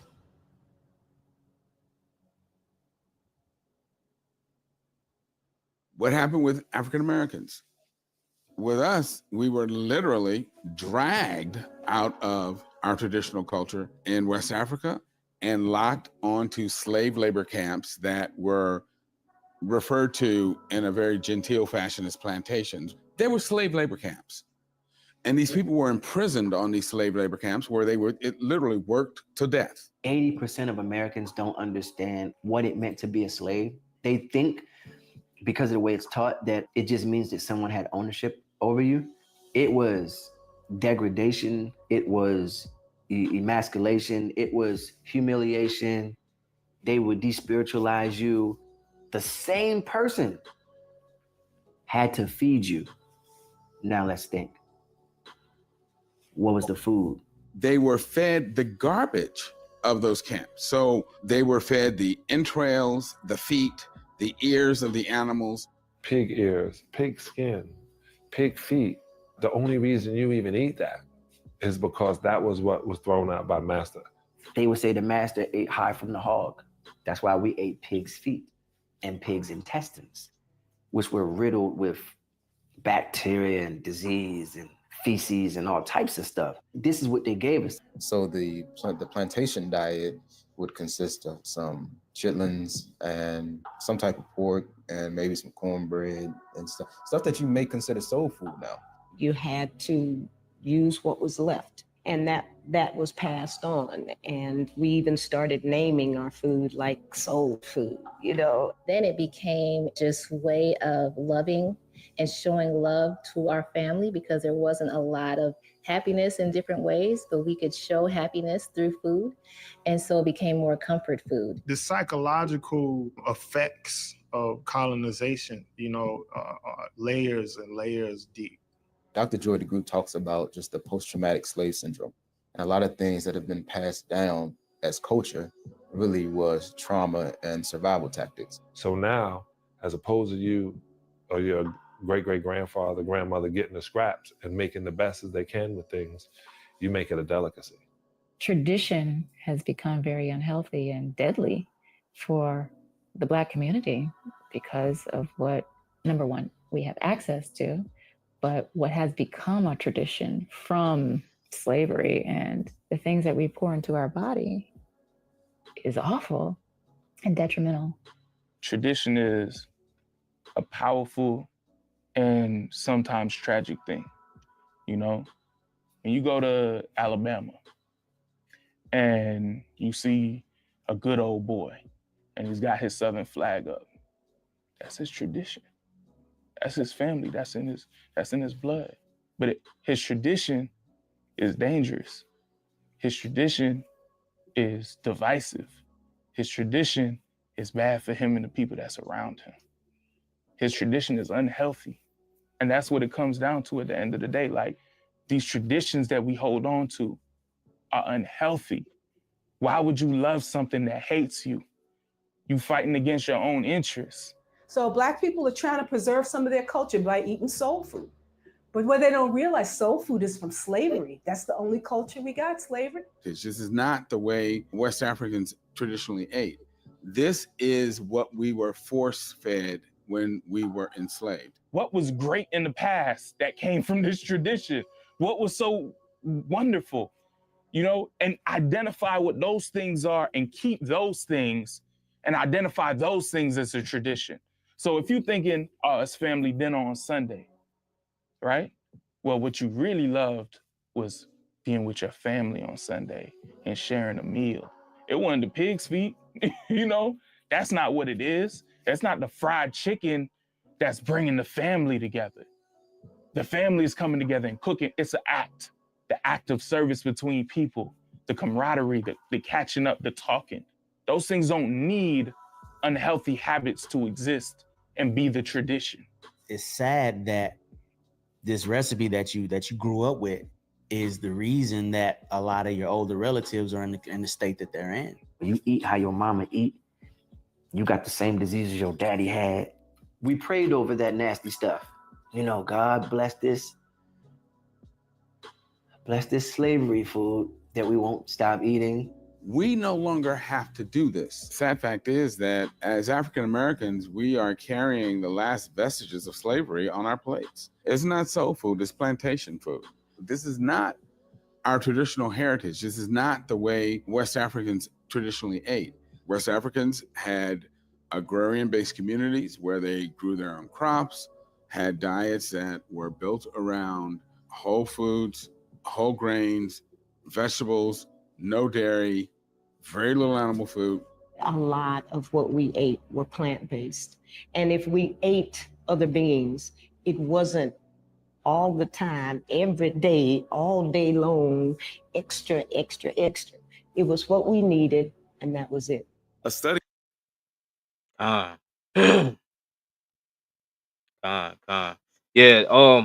like that information is just deep, because that soul food, I know we all grew up on soul food and was attached to it because we thought that's what being Black was, and it made you feel good.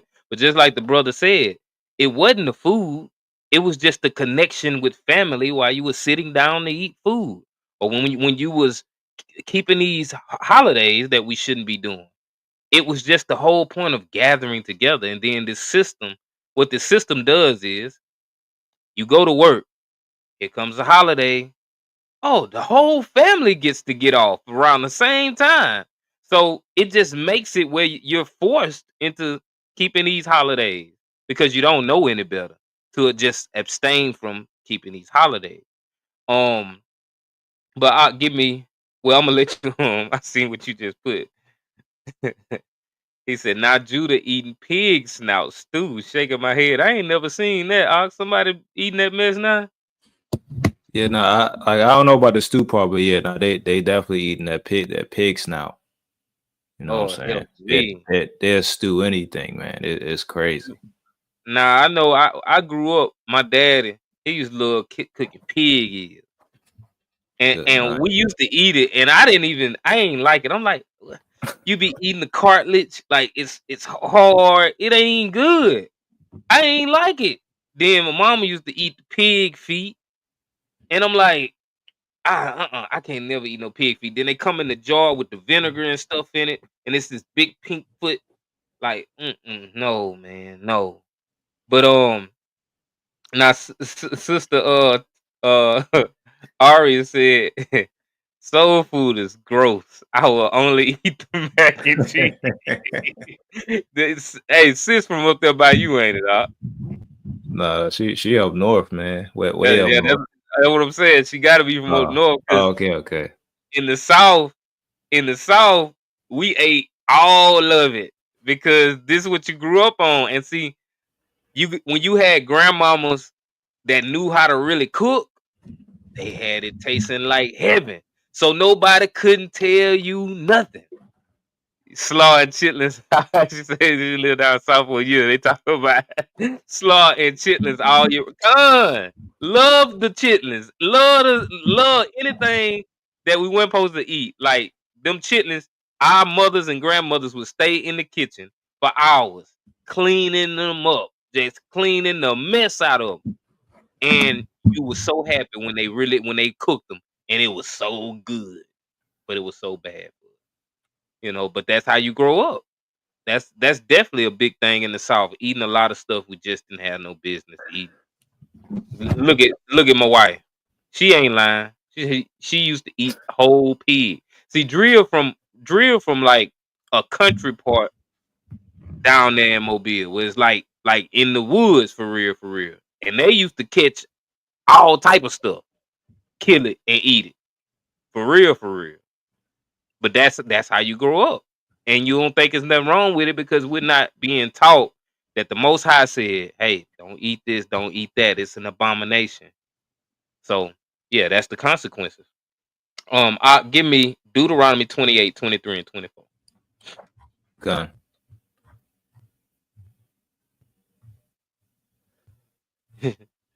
It gotta be coleslaw. It gotta be coleslaw. That's the only thing I ever heard down south called slaw. It gotta be coleslaw. And black folk love some coleslaw. Oh man, this Deuteronomy 28 and verse 23. And thy heaven that is over thy head shall be brass, and the earth that is under thee shall be iron. The Lord shall make the rain of thy land powder and dust. From heaven shall it come down upon thee until thou be destroyed. And I wanted to reread this again because just like I stated, and I said the wrong scriptures earlier, when we read Deuteronomy 28, 23, and 24, we see the natives, our brothers and sisters, where their land wasn't able to yield any crops anymore. They had this land all to themselves, and then eventually they stopped growing. The Most High God did that. He made the heaven over their head brass, and the earth under it shall be iron. So it wasn't able to produce anything. But it says the Lord shall make the rain of thy land powder and dust. From heaven shall it come down upon thee until thou be destroyed. And we, as a nation of people, are destroyed. We're not destroyed physically. We're destroyed mentally. We're destroyed spiritually. And in order to be restored to that, back to that place where we need to be, we got to keep the law, statutes, and commandments of the Most High God. He gonna do the rest of it. Give me verses 49 through 51. God. This is Deuteronomy chapter 28, starting at verse 49. The Lord shall bring a nation against thee from far, from the end of the earth, as swift as the eagle flieth, a nation whose tongue thou shalt not understand, a nation of fierce countenance, which shalt not regard the person of the old, nor show favor to the young. And he shall eat the fruit of thy cattle, and the fruit of thy land, until thou be destroyed, which also shall not leave thee either corn, wine, or oil, or the increase of thy kind, or flocks of thy sheep, until he hath destroyed thee. This is exactly what the sister was speaking of that was on the reservation. How when these Americans captured her people, this is what they did. A nation of fierce countenance that came, and they didn't have regard for the person of old, nor show favor to the young. This was those Americans. And he ate the fruit of the cattle and the fruit of the land until the natives were destroyed. And it says, which also shall not leave thee either corn, wine, or oil, or the increase of thy kind, or flocks of thy sheep, until he have destroyed thee. He gave them what he wanted them to eat. And this is just, control. It's population control, and it's just complete control in general in order to destroy us. But Ak, if you want to make a point, you can before I continue. No, nothing to add, King. Con. So that phrase the brother said, he was like, God bless this slavery food that I won't stop eating. And he's speaking of the soul food, because that's what soul food is. We learn to eat that mess in slavery when the massa gave us all that BS to eat, because this was just some slop he had to feed us, because he had to have strong slaves, so he had to feed us, but he fed us the lowest of the lowest of what we could eat, and it's slavery food, and we hung on to that. So what I want to do, I want to go to this scripture, because this is the main scripture that people go to justify themselves eating that slavery food. Give me 1 Timothy 4:1-5. God.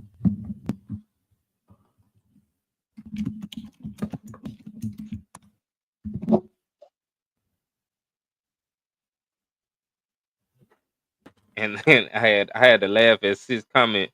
She said, "Oh, okay, yes, it's that." Jog my memory, because I said it's coleslaw. So yeah, the slaw was coleslaw. That's just country right there, man. Good night. I never liked coleslaw. I hate it. Coleslaw is disgusting, man. Con. It's the book of 1 Timothy chapter 4 and verse 1. Now the Spirit speaketh expressly that in the latter times some shall depart from the faith, giving heed to seducing spirits and doctrines of devils, speaking lies and hypocrisy, having their conscience seared with a hot iron, forbidding to marry and commanding to abstain from meats, which God hath created to be received with thanksgiving of them which believe and know the truth. For every creature of God is good, and nothing to be refused, if it be received with thanksgiving, for it is sanctified by the word of God and prayer. I can't even blame people for looking at it like they look at it, because I thought like that too. But I mean, it's taught like that to you. But when you just read it plainly, I mean, it kind of seems like that's what it's saying, right?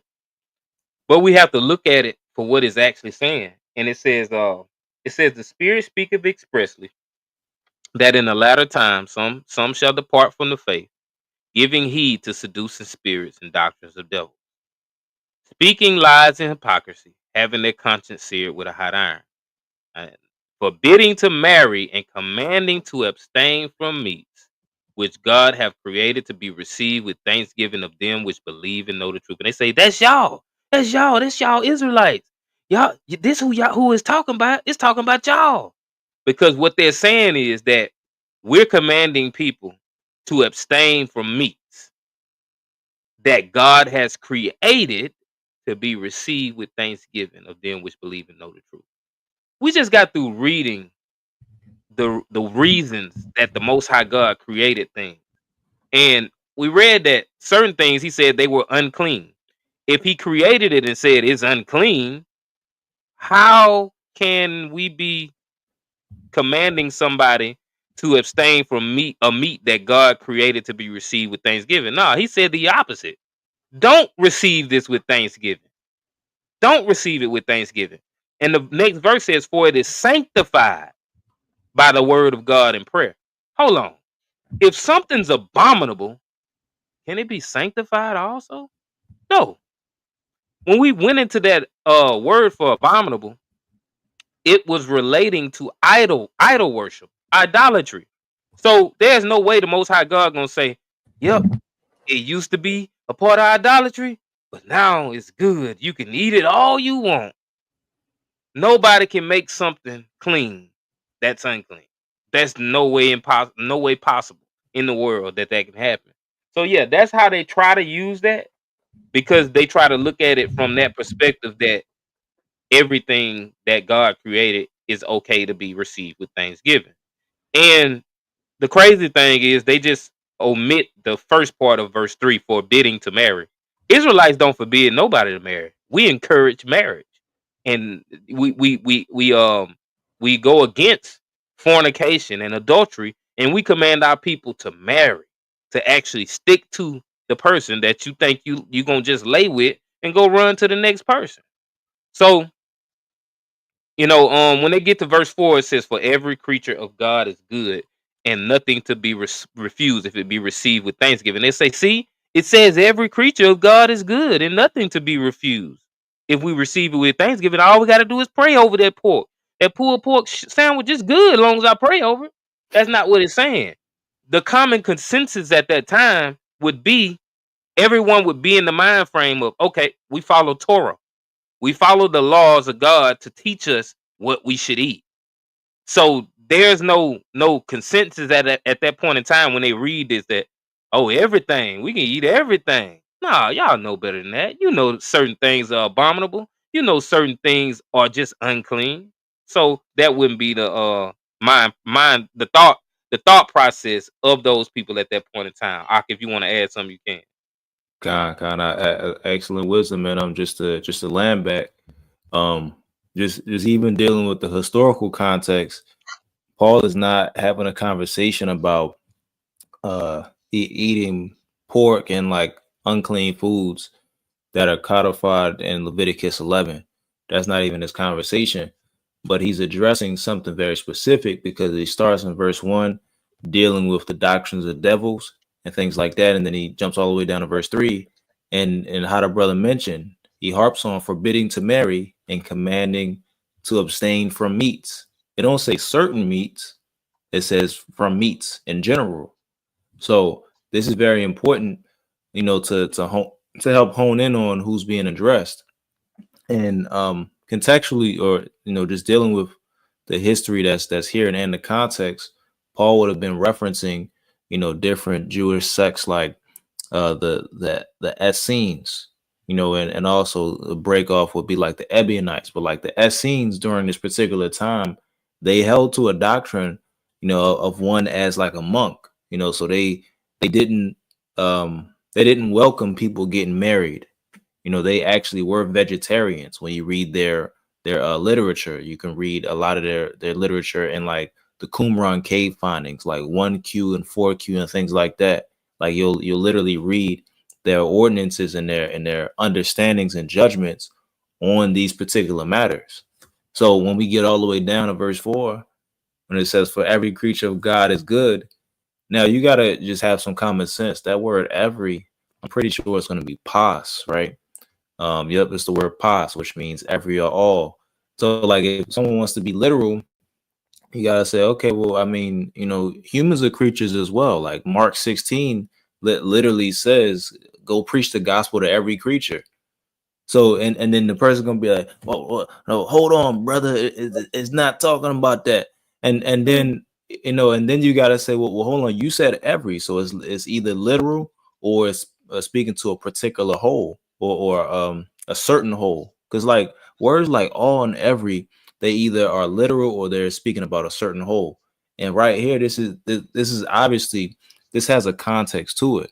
And so, and even just a general statement, every creature of God is good. Yes, every creature of God is good within the use that it was created for. That's a general statement.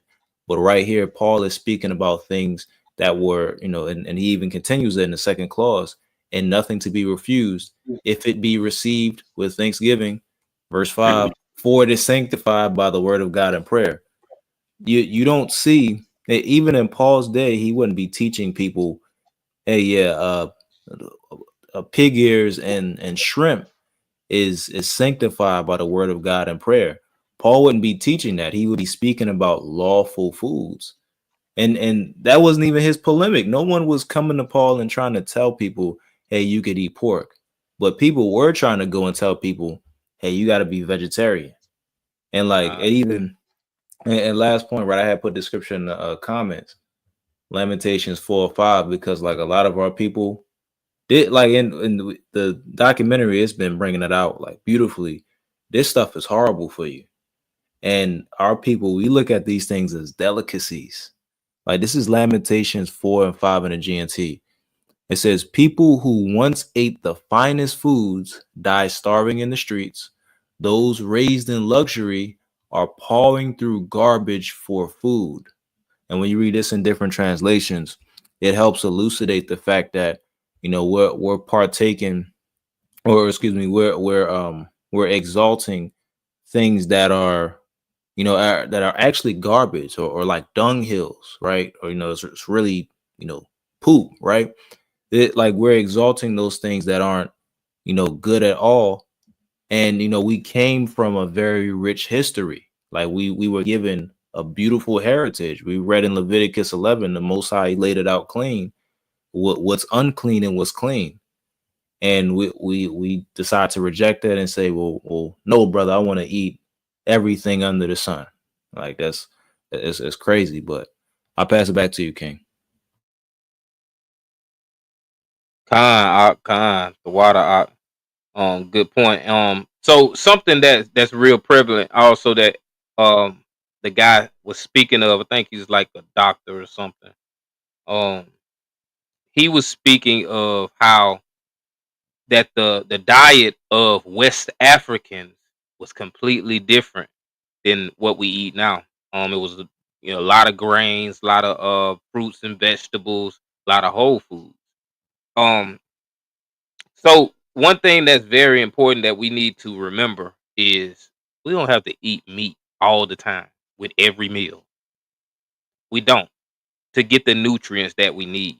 It's actually healthier for you to eat meat once or twice a day instead of just all the time. I gotta just have meat, and eat so much meat, big portions of meat. Give me Sirach 37 God. verses 29 through 31, because this is going to help us to understand that this is actually biblical. That advice of not eating meat all the time is definitely biblical. The sister toward the end of the video, when we got ready to stop it, she said something about how our diet was, and that when we ate meat, it just wasn't all the time. God. You said 37? Yeah, 37 verses 29 through 31. God. And the water for the stars says,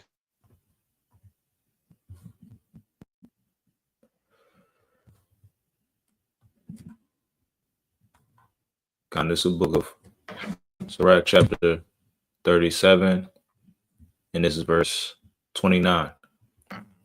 Be not it says, be not unsatiable in any dainty thing, nor too greedy upon meats. For excess of meats bringeth sickness, and surfeiting will turn into choler. By surfeiting have many perished, but he that taketh heed prolongeth his life. Khan. So it says, be not unsatiable in any dainty thing, nor too greedy upon meats. For excess of meats bringeth sickness, and surfeiting will turn into choler. Choler is just disease, y'all. That's all it is, choler. And it basically, choler, it refers to your stomach. Basically, you getting sick by the stomach. By you ingesting things into your body, you're going to end up sick. but it's speaking of excess of meats. So we're supposed to be eating meat, but not eating it. Just that's the main thing we gonna eat to get our diet, to get food into our body. It says, by surfeiting have many perished, but he that taketh heed prolongeth his life. So if we're not eating just a whole lot of meat and we eating good fruits and vegetables, it's gonna help us to actually live long. All praise to the Most High. Sis, okay, I see what she Con. And so sis brought out the scripture, Mark 7:7 and 19 in the NIV version. It said, she said Mark 7:19 is what misled me. In the NIV version, it said Jesus declared all food clean. Boy, they something else with their motives and their whole point of making certain versions of the Bible, certain translations. And this is why you have to go into the etymology of words and actually look at what was written there originally. Because when people write these translations, they translate the Bible based off of a formed doctrine that they have. But all praise to the Most High, He's allowed us to be able to still have where he allowed us to be able to go and find these fragments of the Bible and be able to have these things to go back on and look at the etymology of the original word, and we can omit certain things that are placed in the Bible for the sake of a doctrine that somebody is pushing. All praise to the Most High. Yeah, Khan. All praise to the Most High that He allowed you to understand, Sister Tania. Khan. All praises. She said, but the KJV doesn't say that in parentheses at all. Khan. Sister Shack said, it has been scientifically proven now that too much meat breaks down into excess sugars, contributing to the diabetes epidemic. Khan. That's definitely a true thing. That's what it breaks down to, is sugar. And sugars, like when people think of sugar, they just think of something sweet. Sugar don't necessarily have to be sweet. There's sugars in things you eat on a daily basis and you don't even know it's sugars in it. There can be like chips. Some type of chip you may eat may have some type of sugar in it, but you're not tasting like a sweet sugar, but it still has sugar in it. Most definitely. And that's one thing right there. Sis said Esau be on them carnivore diets. Yeah. Esau can eat raw meat. Esau does eat raw meat. There are certain videos of Esau eating raw meat. I've seen where Esau say he's been eating raw meat for years, and this is his diet, and this is why he's in shape the way he is. Yeah, because their genetics are different. The Most High made him a beast. He's not like us, like Kendrick Lamar say. He's not like us. That man, the Edomite, is not like us. So the Most High has allowed his body to break down this raw meat in a way that our body won't, because the Most High said, don't eat it. Don't eat meat with blood in it. That's a commandment. Esau can do it because he wasn't given the commandment. Sis, it's a lot of people like that. I don't understand the people who don't eat fruit or veggies at all. I gotta have some sort of vegetation with my food. For real. And really, y'all, when we wake up in the morning, the first thing you need to be ingesting is water and fruit. Because the way that your body is, when you wake up in the morning, the first thing it needs is water and fruit, because it's still repairing itself from the night's rest. And once you put that water and that fruit into your body, it helps you actually continue to live a healthy life. If you wake up eating just some solid food, your body ain't even ready for that. That's an unhealthy habit. You got to put that water and that fruit into your body early in the morning. And you don't need no meat. The first meal of the day, it shouldn't be no meat in your diet. Honestly. Eat meat later on throughout the day, once your body's got life in it and restored. But yeah, if you want to make a point, you can. No points, King. Con. Yeah, Oxay. I'm pescatarian, but I eat beef or lamb twice a month. Feel way better outside of the chickens and etc. It definitely helps you feel better when you start to change your diet and eat more vegetables and fruits. It definitely does. All praises. So let me see what I got. Let me get back to this video. Let's see where I'm picking up at. 29:56. Okay. We getting close to somewhat close to the end. We still got a little ways. But all praise to the Most High, y'all still here, and because this is some good information, important information. So hopefully, a lot of people watch it on the replay also. And if you watch it on the replay, like and share the video. Also, leave a comment. Let us know you were able to check it out. Share it with somebody you may know, a family, a friend, a family member, or a friend. We don't see higher rates in blacks in Africa. We do see it in the United States. It's food. As a doctor, there's a lot of foods that I'm concerned about. Post Malone is back at Raising Cane's. Post Malone posters are available to support a good cause. Raising Cane's Chicken Finger. One love. Let me show you why I stopped paying for all my other sample libraries. This is Arcade by Output. This thing has sound. That my patients are eating. And I would say at the top of the list are processed meats. And those are foods like ham, bacon, hot dogs, sausage, salami, cold cuts, sandwich meats. These are really prevalent everywhere. And a lot of people don't even recognize these foods as being processed meats. These are foods that are well known and documented to increase the risk of cancer as well as heart disease and diabetes. So these are foods that really don't belong in the diet at all. There's a direct correlation with the amount of animal food in the diet and the incidence of chronic. This lady just got through telling us that them foods don't even belong in our diet at all. It take a white woman to say this when the Most High God already said. I'm gonna rewind it though. My patients are eating. And I would say at the top of the list are processed meats. And those are foods like ham, bacon, hot dogs, sausage, salami, cold cuts, sandwich meats. These are really prevalent everywhere. And a lot of people don't even recognize these foods as being processed meats.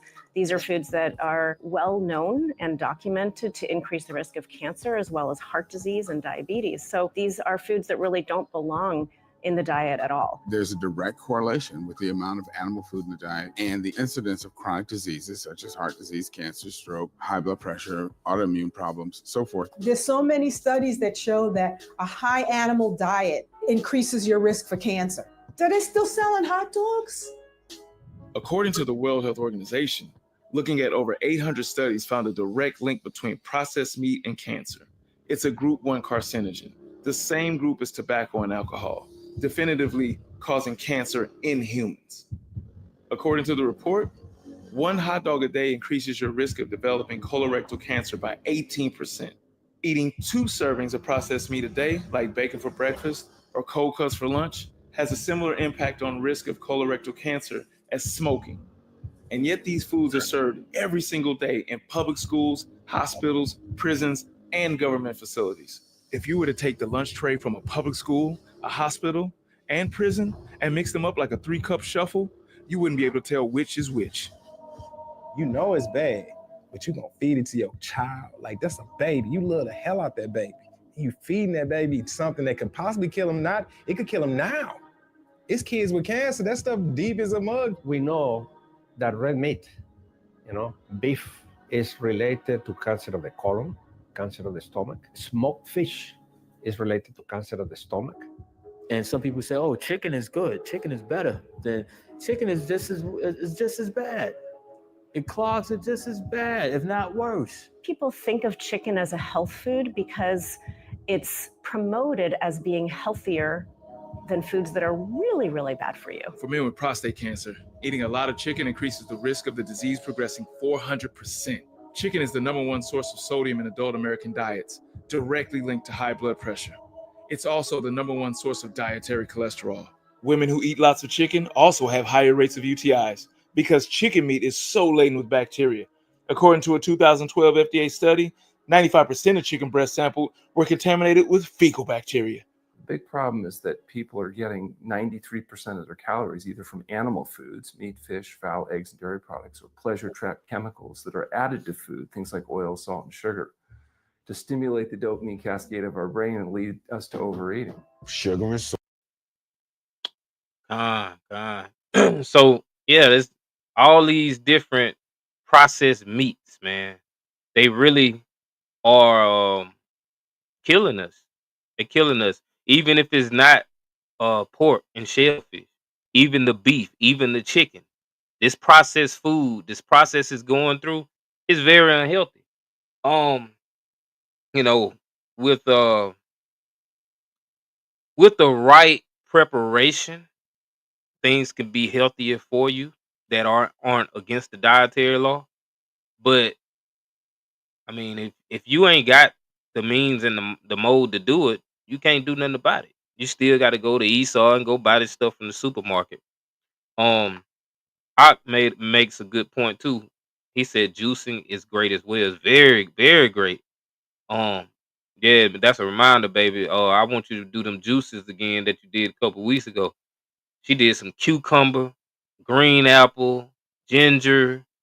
Um, I don't know what else it was, but it was good. It tastes real good. Natural sweetness, no sugar added to it. Natural sweetness and just good. And it gave me energy early in the morning. It's like the first thing I'm drinking, and I get energy from it. Going to the gym. So things like that can help you just prepare your body and eat better, and it tastes good. You know, we just got to get back to eating better. She said, "Oh no, not the bird." Right. And who eats that bird more than anybody? So-called black folks. And they promote it on TV that black folks and chicken go hand in hand, just like they do the same thing with watermelon. They try to just correlate it with black folks. And it'd be good if we did eat watermelon the way that we need to, because it has some very good healing quality, and just, it's good for our body in general. But Ak, you want to add anything? Nah, nothing to add, King. Con. All right, let me get back to this video. Salt is like coke and dope. I'm addicted to the salt, the sugar. I'm addicted to the grease. You know what I mean? The whole shebang. Sugar, one of the biggest drugs on the planet.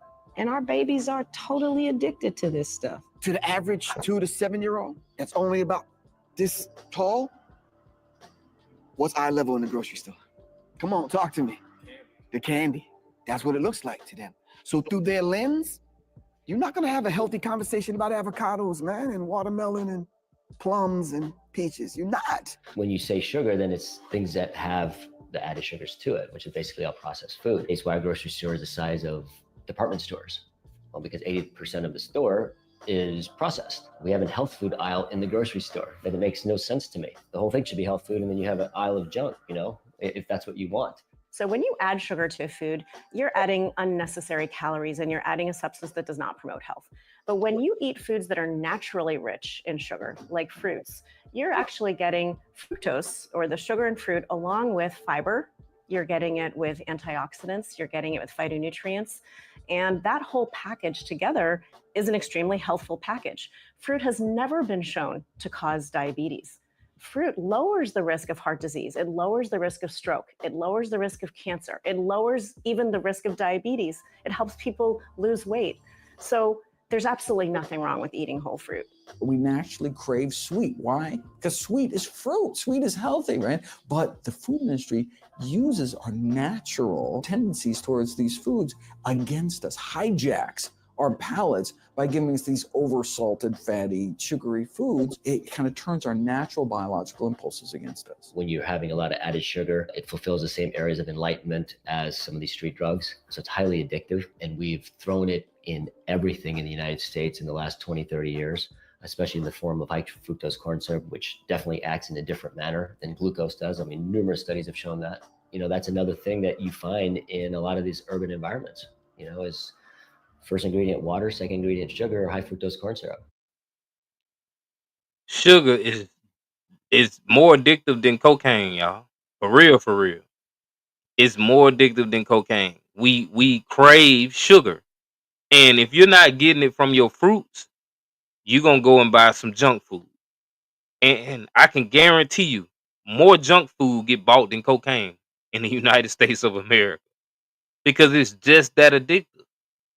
These things are so designed in a way for us to fail and for us to die that, just like the brother said, what's eye level to a child when they walk into these convenience stores, which are placed distinctly in our neighborhoods, like we read about those food deserts, that more convenience stores are in our neighborhoods than grocery stores. If there's even a grocery store in your neighborhood, usually it's not in our community. So they're placing these convenience stores in our communities, and eye level they have candy. So when your kids walk into the convenience store, they can grab candy. Mama, I want this. Daddy, I want this. And so we just gonna buy it. And if we're raising our kids to think it's okay to eat this mess, this manufactured processed sugar that's in these stores, they're gonna grow up eating it also, because our body naturally craves sugar. But we're supposed to get that sugar from that high fructose corn syrup that's naturally in the fruits, not the high fructose corn syrup that they're putting in this candy that they're processing for us to eat. But Ak, if you got a point, you can bring it out. Nah, no points, man. It's been excellent, man. All praises. Khan, all praises to Water Ak. Khan, the Dollar General 99 cents. Oh man, they prevalent. Shoot, everywhere. And that's the main place where you can get this stuff at. You ain't got nothing of any kind of substance in those stores. The things, and then they got a freezer section. In the freezer section, processed stuff. You're not gonna find nothing in there that you really need to be eating. They just came with those. I think Dollar General has like a little section. They got this one aisle where it's this small section where they have some fruit and vegetables sometimes. Candy be 59 cents. Candy be $1. And we send our kids in there. Well, I don't. But we send our kids in there to rack up on candy and stuff. And we go and get it too. And we killing ourselves. But I'm gonna get back to it. So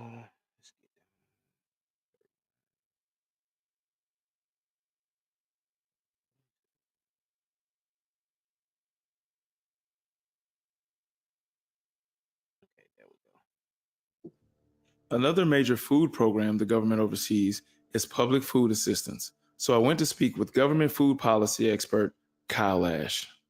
SNAP is formerly called food stamps. It's the main food welfare. Living with opioid addiction can be a struggle, trapped in a cycle of opioid use, withdrawal, and program in the United States. It's providing food assistance to about 10% of the US population. SNAP participants are worse off in terms of diet-related disease. If you're on SNAP, you're more likely to be obese and suffer or die from almost every single diet-related disease. $80 billion a year is what the SNAP budget is. I mean, that's a lot of money. Most of the money is going to buy animal products or junk food. So it makes total sense that Coca-Cola, PepsiCo, the large makers of soda would want things to stay the way they are, right? Imagine if in a food desert, say in Southeast DC, where people can't walk to a grocery store to buy produce. But if USDA prioritized healthy food, so the SNAP dollars had to go to something that was healthy, that actually provided nutrition for the people that rely on it, the bodega would stock that stuff because that's the money that they're getting. They're getting SNAP dollars. They will start stocking healthy foods. You'll start to address the problem of food deserts. The onus is on the government to change the program. It's a government program. Let's empower SNAP participants to eat more healthfully. That seems to me a more appropriate frame for a public health policy.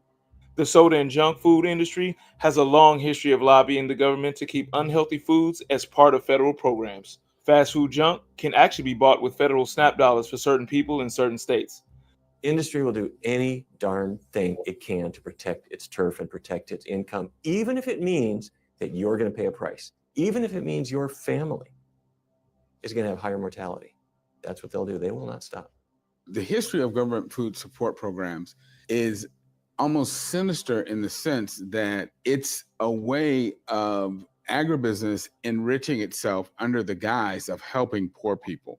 They essentially overproduce these commodity foods and then sell them to the government, which then dumps them into communities of color. And the producers get richer and the communities of color get sicker and poorer. The government even oversees a federal marketing program called Checkoffs, created to promote these unhealthy foods. And you've probably heard some of the advertising slogans like the incredible edible egg or milk, it does a body good. That was a state checkoff program. The milk mustache was a checkoff advertising program. There's the whole slew of them. The federal government oversees the ones that promote kind of the worst food products. The official purpose is promotion, research, and information. And so they create these research programs, the only purpose of which is actually to drive the economic interest in whatever the commodity is. So in this case, they decided, hey, well, maybe we can sell beef to young mothers and have their infants be eating beef as their first solid food. This is the, your kid, your 5-month-old kid should eat beef. It literally has the beef stamp at the bottom of it. Like anytime you see a baby and the beef stamp, there's something wrong. The food system is selling us things that's not what it says it is. It's advertising things without full disclosure. When you got the money, you got lobbyists, you got the FDA behind you, and then you can put up all these ads on TV and, you try to control the narrative. Commercials and ad campaigns work. It's just, you see how good this looks? It's good for you. Even though if it's literally death on a plate. They tell kids, you gotta love this, you gotta love this. And they tell parents, this is cheap food. You can feed your family with this. We're not eating this way just because we woke up and said, let's eat garbage today. It's because that was what is purposely fed to us. What's happening now is people are getting access to highly heated, beaded, treated processed foods, and it stimulates their dopamine cascade and essentially sets up almost a similar situation that you see in addiction. They're trying to make money from us, even if it's at the expense of killing us.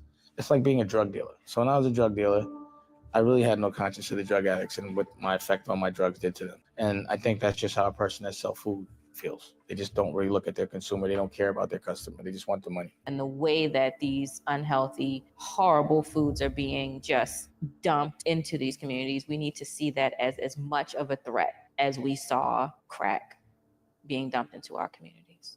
The crack epidemic has decimated communities. But even at the height of close to 14,000 crack and cocaine overdose deaths in the US per year, that still is not even 1/40th of the number of deaths from just heart disease. It's 600,000 people dying of heart disease every year. Those are lives. You know what I mean? As bad as the police is in our communities, they ain't even that bad. They ain't bad as the hamburger. It's really killing way more people than police brutality is and inner city violence. People are dying, in droves of all economic statuses. Of course, police brutality matters. Of course, we should be outraged. Of course, we should have a movement to stop that. But if it's about lives mattering, we have to recognize it on the same playing field as police brutality. You know what I mean? It's diet brutality, substance brutality, access brutality. Because poor diets kill more brothers than pistols. We fighting for our lives like Michael Vick's pit bulls. As Black men, we're dying off so quickly in so many ways. We definitely say the fork is worse than the gun. We're dying more from poor food than we are from any other thing. You just die slow. Your family just watches you die. I see families being torn apart by death, whole entire families being decimated by preventable diseases. Going to the funerals where at the repasts there was fried chicken, chitlins and all these things that were the very things that contributed to the death of the person that we were mourning. Looking at all this death, I started thinking about all the people involved in these companies. I wondered, how do they sleep at night knowing what they are doing to children, families, and entire communities? So I started digging. Popeyes. one of the world's largest fast food chicken chains, found predominantly in Black communities, that uses almost exclusively Black people in their marketing, with Black spokesperson Annie, is white founded, white owned, and historically white managed. Church's Chicken, a popular fast food chain in Black neighborhoods, is also white owned and run. KFC, owned by Yum Brand, is again predominantly white owned and operated. The stereotype of Black people loving fried chicken seems to be of white making. And while these companies' products aren't exclusively killing Black folks, it's clear to see that they have targeted the Black and brown community. We're the number one target. A poor brown man is the number one target. And then I feel like everybody else is a target too. Even poor white people, even middle-class white people, because they don't know what they're putting in their kids' bodies. They have pushed and marketed their garbage products on us. It really felt reminiscent of the drugs being dumped into the communities.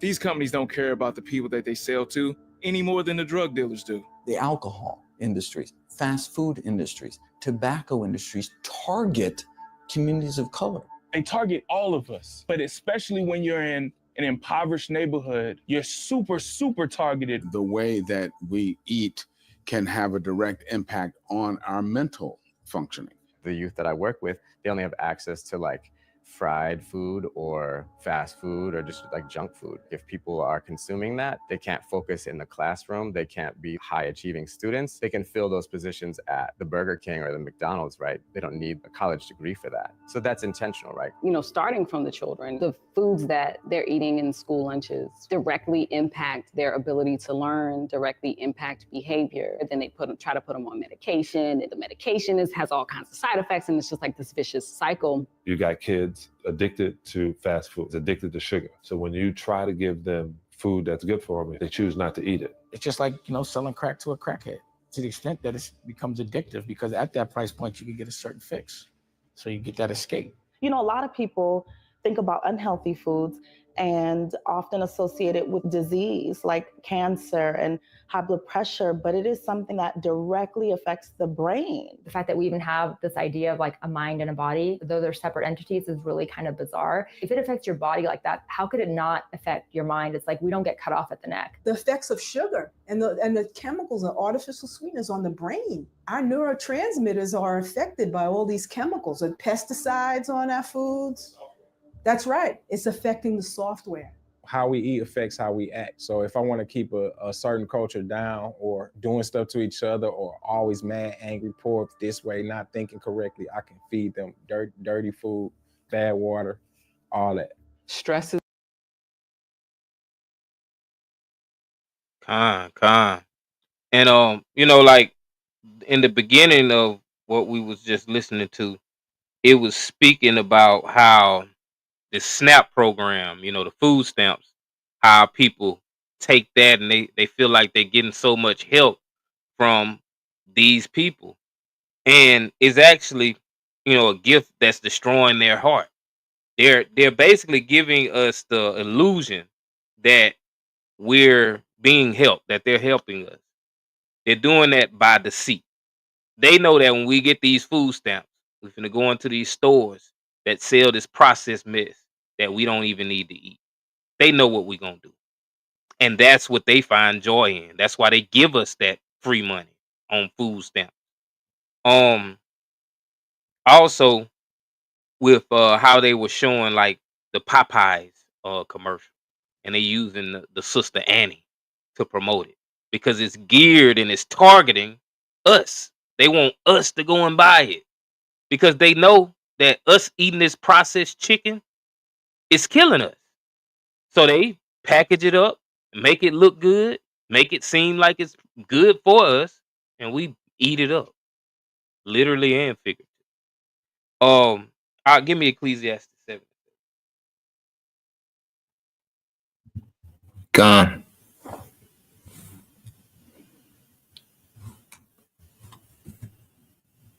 Sis, she say he did all of this for the love of money and destruction of our people.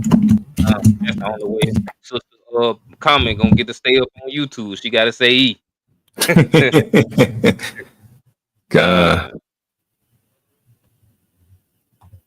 That do hit, sis. The way that the sister had verbalized it, saying it's affecting our software. Gone. This is the book of Ecclesiastes, chapter 7 and verse 7. Surely oppression maketh a wise man mad, and a gift destroyeth the heart. That's what's going on. The gift is destroying the heart to the point where our sisters, they can't report that a man live with them, or they not gonna have a man living with them because they want to receive welfare, they want to receive food stamps, they don't want these benefits taken from them, and that gift is destroying the heart.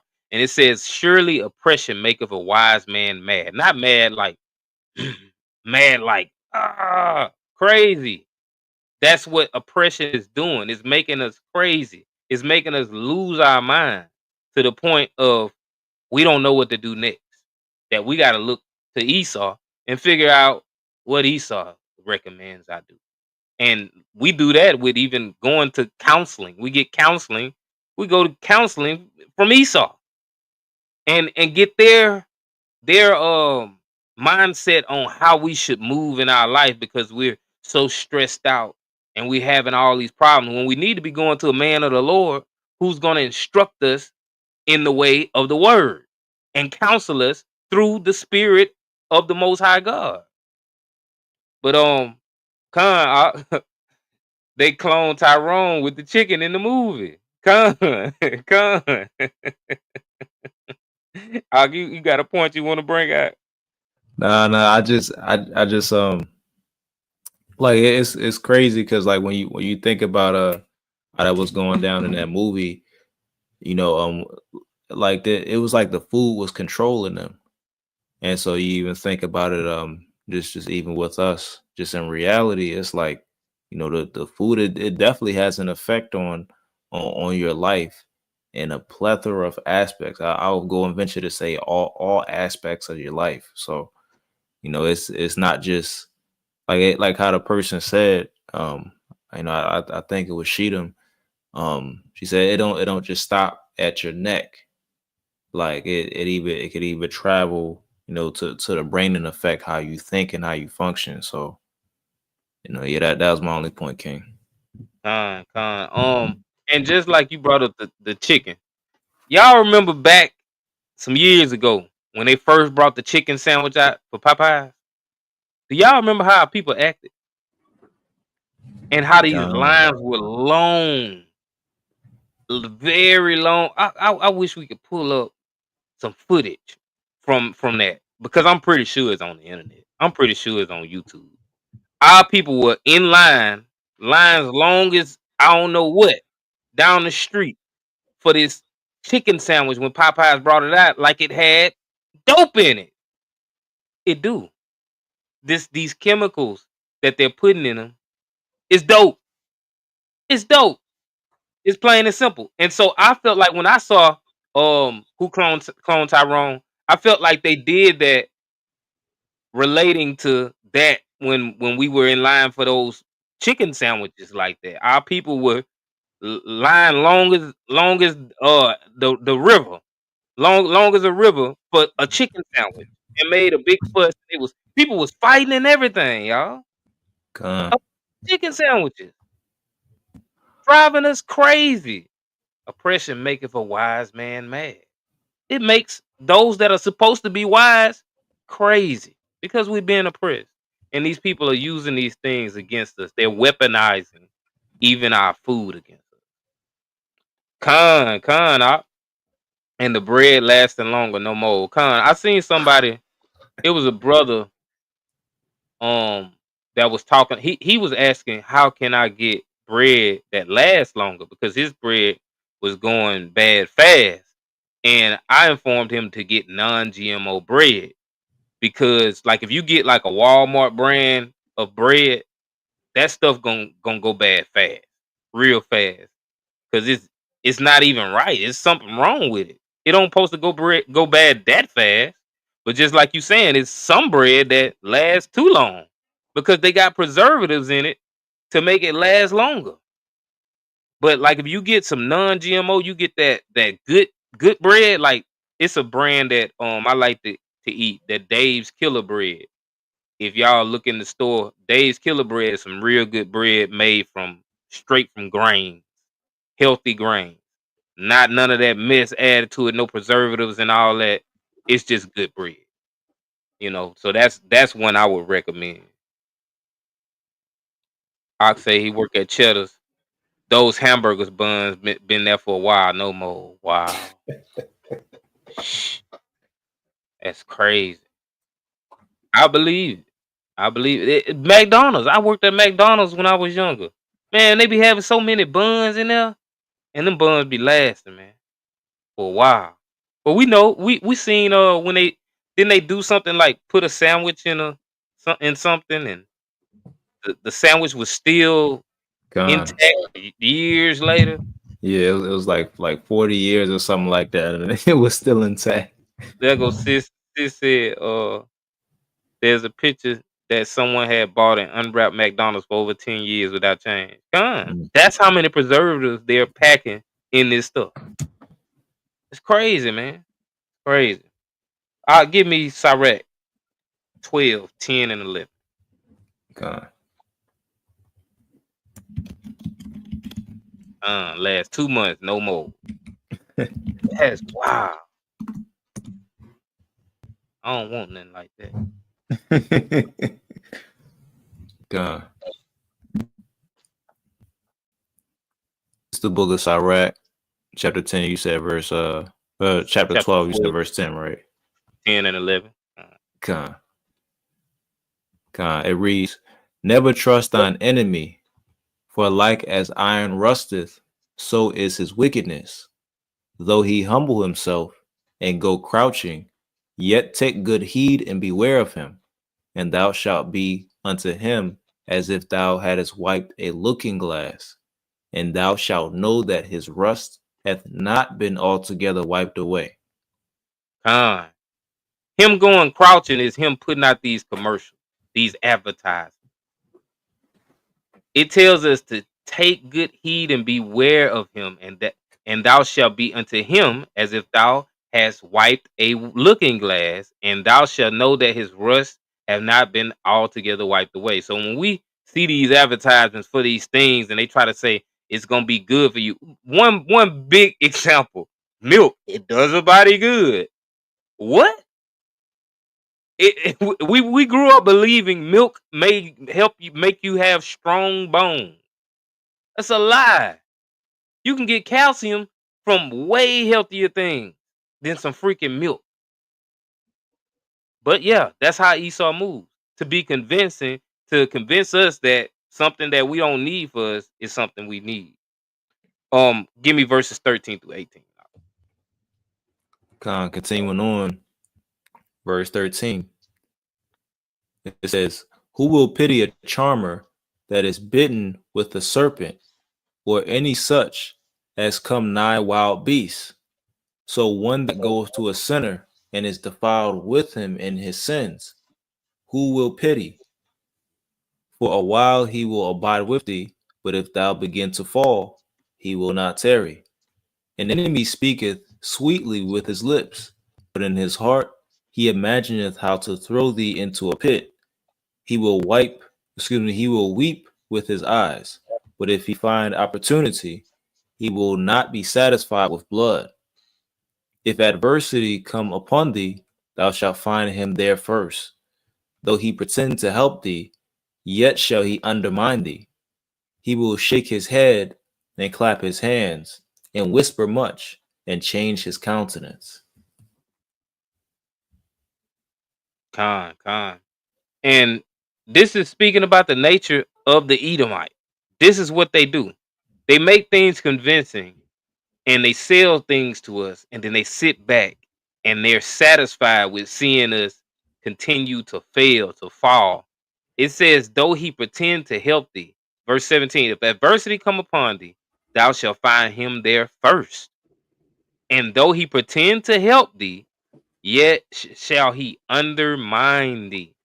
This is what he does with those programs, with welfare and with SNAP. He's pretending to help you because you have some adversity, but it's all to undermine us. He will shake his head, clap his hand, and whisper much, and change his countenance, because his whole point is destroying us. destroying the so-called black family, destroying us individually, destroying us through the food. And like it said earlier, who's gonna pity a charmer? Somebody that's out there playing with snakes.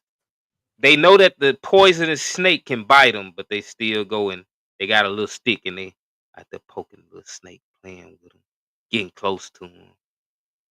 And every time he strike at them, they try to jump back. But when they finally get bit, it ain't no pity. So there's gonna be no pity for us if we allow Esau to continue to trick us to eat all this processed food, to continue to still have the diet like we do when we got the information at our disposal that they're actually killing us through food. That the commandments tell us there's certain foods we shouldn't even be eating. And if we trust in this man to continue providing this stuff for us, Most High ain't gonna have no pity, no mercy on us. We're gonna just be destroyed. But Ak, if you got a point, you can bring it out.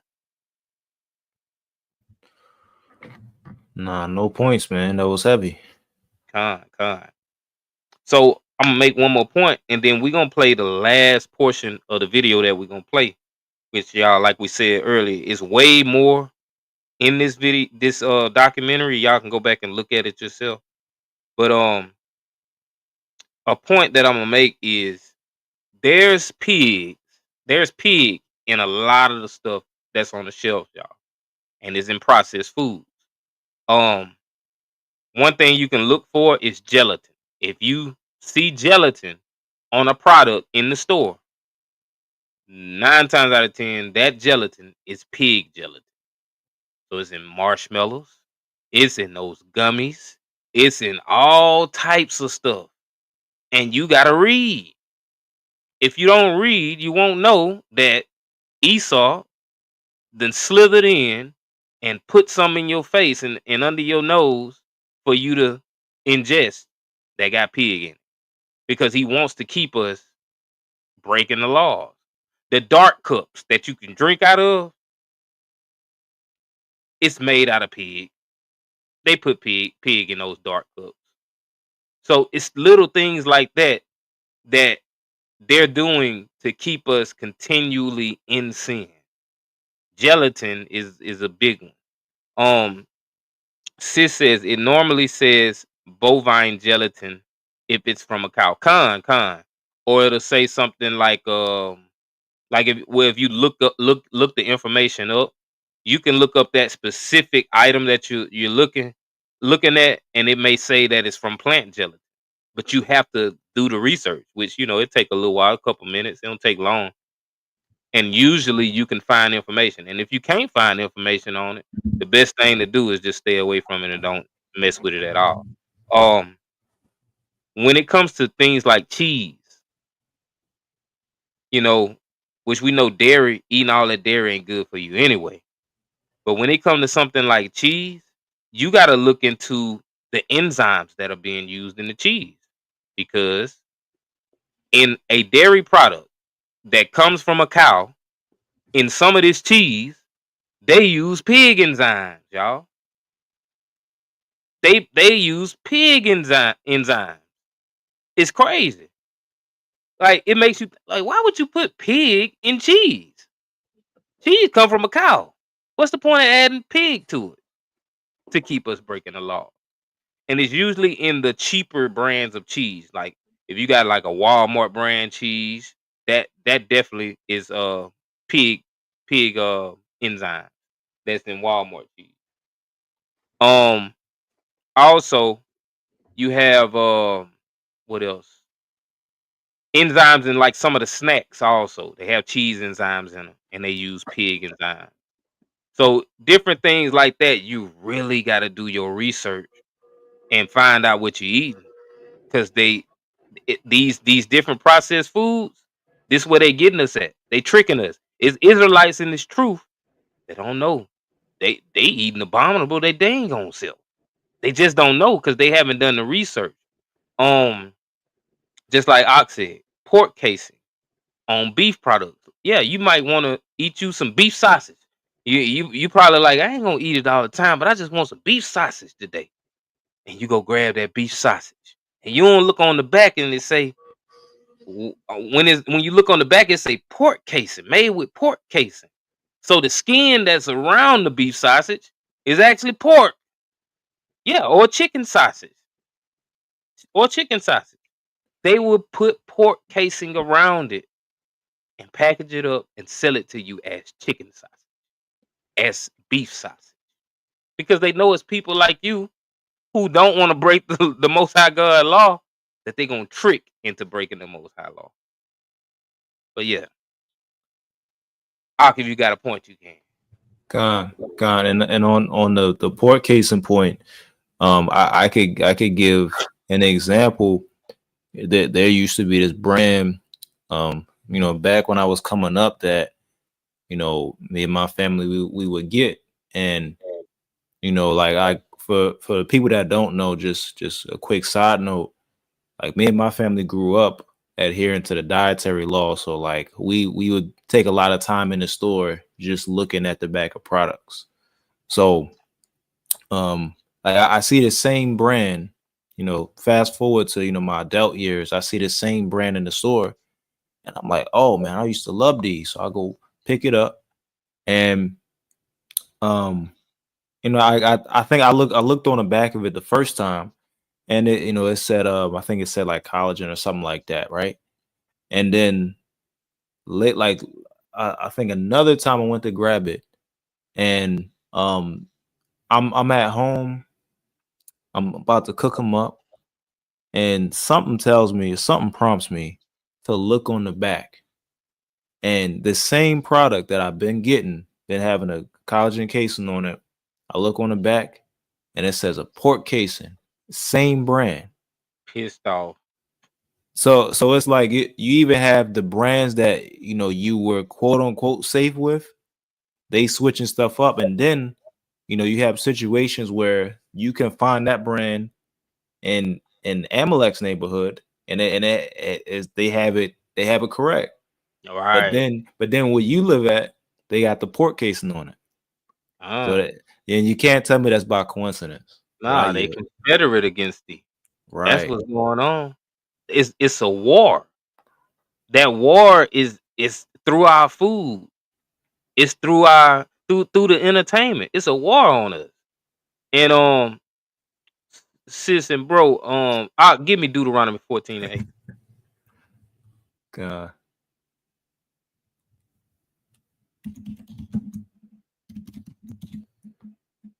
Yeah, Hebrew National should be all beef.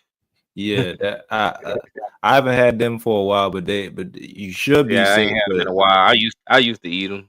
Hey, but you never know nowadays. I know. Yeah, they change stuff up now. Yeah. So this is Deuteronomy 14:8, y'all. There's a question that was asked. She said, bought some the other day. Casey said, pork. I was mad because we can't eat that even after we take the casing off, right? Because it still touched the pig. No, that was Johanna said that. And that's a good question. And sis say, good question. That's what I do. Pull it off. So it says in the swine, because it divided the hoof, yet cheweth not the cud, it is unclean unto you. Ye shall not eat of their flesh, nor touch their dead carcass. So no, you can't pull it off. You aren't even supposed to touch it. And even after it has touched that sausage be considered defiled anyway. So you definitely don't want to touch it or ingest anything that it already touched. So to answer that question, sis. So yeah, back to what I mentioned earlier in Ezekiel 4, we're gonna eat our bread defiled among the nations. That's part of that prophecy. Like we've all done it. We've all ate something that had something in it we shouldn't be eating. In my view, I know everybody don't, all Israelites don't view it in this way, but I believe that we're not supposed to ingest sea moss either, or because it doesn't have fins and scales. It's in the water. Also, it would be considered some type of vegetation. It don't have any seeds. That's the way I view it and look at it. And I would say don't eat it. And something about that what I'm speaking of, it's hidden in products by the name carrageenan. Carrageenan is known to give people stomach issues. It's famous for giving people stomach issues. I heard an Edomite woman today when I was in the grocery store, and she was suggesting to a Edomite friend, yeah, I say use this brand because it don't have carrageenan in it. You know, that stuff messes with your stomach. It literally does. Carrageenan is very bad for your stomach. I think don't you have a problem like in the past when you've eaten something with carrageenan and it messed your stomach up or something? Yeah, I've had issues with carrageenan, con. Con. So yeah, that's something that I would say the spirits bearing witness also that we shouldn't eat it. And carrageenan can be found in ice cream. It can be found in different food products. They use it as an emulsifier. So they may use it, an emulsifier is a thickener. So like gravy and stuff like that, they may use it in that. They'll use it in ice cream. They'll use it in whatever product it is. They're using something to make it thick. Yep, sea moss or and it's carrageenan. That's the name that they use. Carrageen.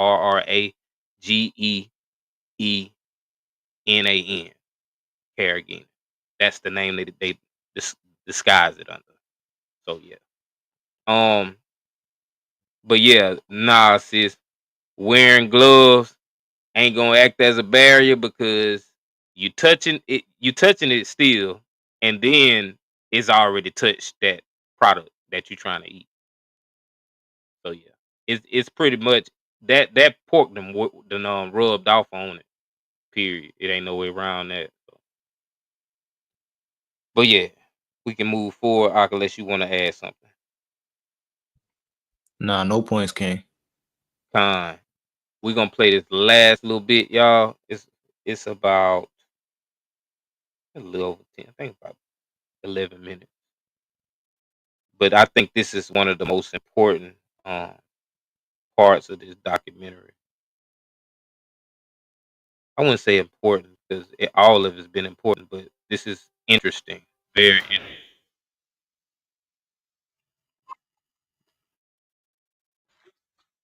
Food dumped in them, but also literal toxins. Hazardous waste sites like landfills, incinerators, and industrial factories are disproportionately located in communities of color, making African Americans 3 times more likely to die from pollution. In fact, Americans of color experience 63% more pollution than they even create themselves. A prime example of this is factory farms. Factory farms, where most animals are raised, produce an obscene amount of pollution in the form of animal waste. Factory farm animals in the US produce 44 times more waste than humans, and virtually none of it is treated. North Carolina's pigs alone produce the waste equivalent of 60 million people, enough feces and urine to fill 15,000 Olympic swimming pools every year. In factory hog farms, pigs are raised in giant warehouses. The waste they produce runs out into massive open air cesspools. The liquid feces and urine is then sprayed untreated onto fields, polluting the air, water, and surrounding community. And to no surprise, these operations are disproportionately located in communities of color. When they started spraying animal waste right here, it came over here just like it was raining. Who blows animal waste on another person? You get a headache, you start gagging, you feel like you want to throw up, and the ammonia is attacking your eyes. And the more you breathe it in, the more it takes away your breath. And if you go inside, it's not as bad, but you can still smell it inside. There's no way you can keep the odor out. Some folks from Johns Hopkins University came down and they did a study. They took these Q-tip swabs and they went inside people's homes. They swabbed the walls, they swabbed refrigerator tops, microwave tops, tabletop, couches, children's toys, coffee tables. Everywhere they swabbed, they found animal waste, and it was pig waste. We have almost 10 million pigs in the state. We have more pigs than people. These are factories where you can have a building 500 feet long that has 22,000 chickens in it. You can have a building half that size that has 1,000, 1,500 hogs in it, all producing enormous amounts of waste. Where's that waste going to go? It goes into the environment, into the communities. You go up this creek, And it's this CAFO's on both sides, and you see these ditches just running into the stream. It's just pure, straight hog waste running off these fields. We are drowning in animal waste in eastern North Carolina. If the river's not healthy, people aren't healthy. If the people aren't healthy, probably something in the environment, the river, not healthy. People are getting sicker here. They're dying earlier. They're staying sicker longer. When you look at the impacts from these CAFOs, concentrated animal feeding operations, whether it's hogs or it's poultry, they were strategically located in or near communities of color. If you are African American in North Carolina, you're almost twice as likely as a white person to live within 3 miles of a swine CAFO. If you're Native American, you're more than 2 times as likely. And so we call it environmental racism.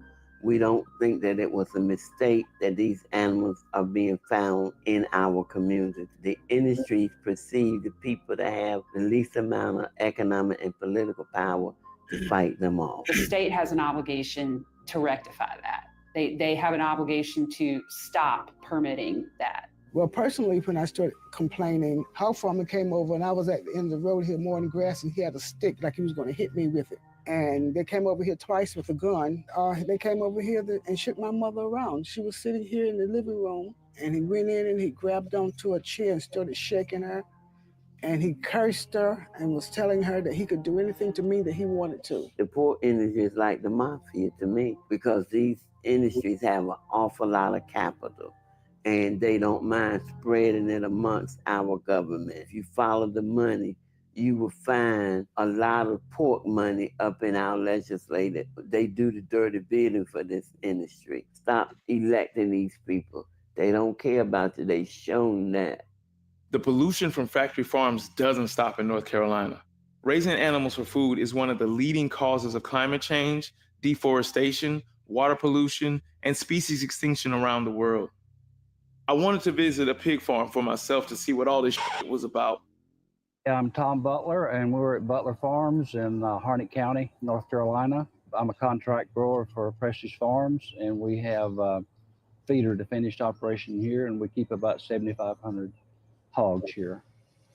And would you say that smell that we're getting now, is that like an average or is that low or? Yeah, it's strong today. It's strong today. Pretty strong. Would you happen to know like a range of how far out the scent can go? Well, I live probably a half a mile from here.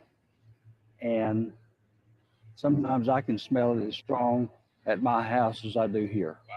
The lagoon odor, we've heard of people that said that they smelled the lagoon odor probably 3 miles away. So somebody that's not used to it, it's a little bit overwhelming. You know. First big complaint I got was from a neighbor. He called me one night and said that inside of his den smelled like hog poop. What is exactly under here right now? 6 million gallons of pig poop and sludge. Wow. Yeah. And this is actually a spray field. That's a spray field. And we put out about 3.5 million gallons of waste each season. On this farm, we collect 6,000 tons of CO2 and methane each year. Tom's farm produces the same amount of CO2 pollution as 800 homes. If you want to go inside, I would recommend putting on some clothes. Okay. Because you'll smell bad.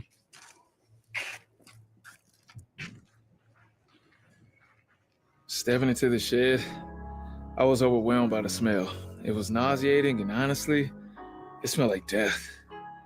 Being protected from head to toe and seeing the animals covered in each other's wastes, crowded together, realizing that 97% of all pigs are raised the same way, made me think back to all the pork sandwiches, ham, bacon, sausage, and hot dogs I had ever eaten had come from a farm just like this.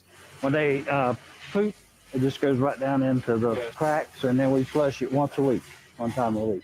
Okay. Do you ever like spray this down, or just it automatically just kind of washes down itself? We wash it every 20 weeks. Hogs in a CAFO environment is much more manageable. It has issues like with disease and crowding and this type of thing. And we know that can cause the superbug issue, where they have a bug that antibiotics do not have any effect on them. Tom's openness about his farm and industry was shocking, but nothing was as shocking as what he said sitting in his office after taking off his mic. This is a traditional tobacco farm. And I spent the first half of my life killing people with nicotine and tobacco.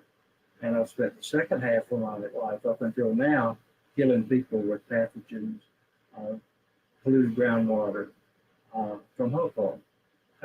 As far as I know, that being unethical or acting in an unbusiness. I spent the first half of my life killing people with nicotine and tobacco. And I've spent the second half of my life up until now killing people with pathogens, polluted groundwater from hawthorn. As far as I know, that being unethical or acting in an unbusinesslike manner, it's not illegal. It's not against the law, but it's just commonplace now what we do. Tom's callousness showed a total disregard for life in general, not only for the health of the residents of the surrounding communities, consumers, and animals confined in these sheds, but also the individuals that have to work in these factories. The workers at the slaughterhouses or factory farms, and many of them are immigrants who don't have a legal permit to work in the country, so they are very vulnerable. They are paid low wages, and they are very exposed, and they cannot really speak up for the treatment that they suffer. In some slaughterhouses, they even have to wear diapers because they cannot even take breaks to go to the bathroom. It's no surprise that many slaughterhouse workers become desensitized, or they have other problems, psychological problems after that. They also become more prone to be violent to other humans as well. These people are poorly treated, and they are just also victims of these systems. Most workers who work there is now in theaters. Home Sweet Home. Welcome back, Chief. They are working in these places because they have no other options. Some of those with no other options are people locked up in prisons. Some slaughterhouses and meat processing facilities use imprisoned people as labor. People serving time for nonviolent crimes can be forced to violently kill, dismember, and butcher hundreds of animals every day. It's really mentally disturbing as far as what you're dealing with. They really wanted me to get on the saw and saw the cows I have. A lot of people got sick working there, I guess because of the blood, and it's like bloody everywhere, so really a real health hazard kind of place, you know what I mean? Once they give you a job, you have no choice but to work it. I don't think it helps you better yourself. I don't really think it helps a person to better themselves by doing things like that. This is a social justice issue. Yes, I really believe, and I know in my heart that it is. The history of prison labor linked with violent industries doesn't end with slaughterhouses, though.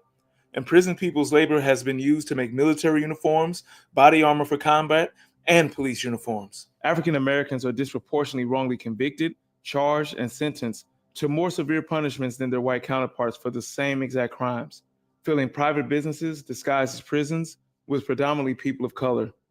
These prisons lease or contract out imprisoned people to private companies to make the uniforms for the very same system that put them there. It has been argued that this is nothing more than modern-day slavery. The filthy conditions of these slaughterhouses and factory farms that people are forced to work in are perfect breeding grounds for disease.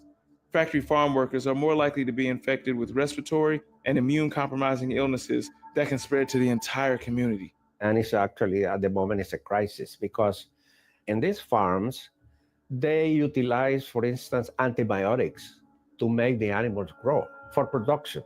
In fact, today, animal farms are consuming more antibiotics than antibiotics are consumed in American hospitals. In fact, close to 80% of all antibiotics sold in the U.S.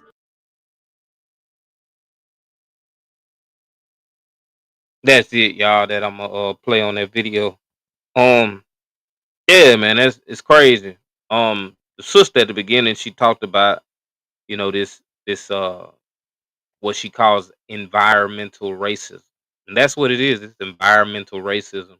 They place these farms right there, pollution and factory farms, right there in the middle of our neighborhoods, right by our neighborhoods. And then this waste streams off into the ground of our neighborhood. And hey, that goes back to what the Most High God said, like as far as the way that our land wouldn't be fertile because of where we living at. And like a point that he made about pigs developing a bug that no antibiotics can get rid of. That lets us know already that we shouldn't be eating no pork, but our people still love pork to death. But they have bugs that antibiotics can't get rid of. So if they got bugs that antibiotics can't get rid of and we consume it, we're eating that bug that they can't get rid of. And we know that with pork, you can pour some Coca-Cola on a pork chop and maggots gonna come out of it. Some type of worm gonna come out of it. But that devil laughed. He bragged about killing people with tobacco in the first part of his life. And then the second part of his life, he's killing people with this waste and these parasites inside of these animals, these pigs. And he laughed about it. Like if I was right there, if I was Buddy, I about would have been ready to just file for him for laughing that he's doing this to my people, that he's killing my people. Ross's, when it's raw, you can put Coke on it and it has worms that'll come out of it. But I my bad, sister Wendy, I didn't realize what you was responding to about brother Johan working at a place. Where is it? All these comments. Let me trying to highlight what he said about where he works at. There we go. He said, "So am I in sin while I'm at work? I'm a cook. I have to season and clean the ribs and all. I was in your position before it was before I actually came all the way into the truth. I just knew of the truth. It was like 2018, and I had stopped eating shellfish, and I had already been stopped eating pork. I had stopped eating shellfish afterwards, and I was working at a restaurant. I had to cook the shrimp and stuff, and cook bacon, and I was like, man, I gotta touch this mess. But in that situation, you don't really have any choice. I mean, we in captivity. You gotta work. What I would say is pray to the Most High about it, because I prayed to Yahweh about it, because I definitely didn't like working there and having to touch that stuff. And he ended up helping me be able to move on and find something better. I mean, that was one of my that was like a second or third job I think I had, because I was working another job in the daytime and I was working there. Well, I had two jobs. They was right next to each other, and they both was food jobs. And that was one of them, and it was just good money, so I didn't want to stop. But he made it a way where I could leave that place. So yeah, because I mean, it is what it is. At the end of the day, we can't touch the carcass of a pig. But right now you got to do what you got to do. Out. But give me Proverbs 29:2. I ain't gonna fool just laughing at killing our people, man. Crazy.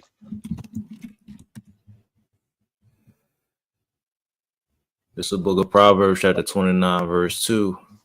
When the righteous are in authority, the people rejoice. But when the wicked beareth rule, the people mourn. That's what's going on. The righteous ain't in authority. So the wicked bearing rule is making the people mourn, is making the people suffer. And even their own people suffer with them in rulership.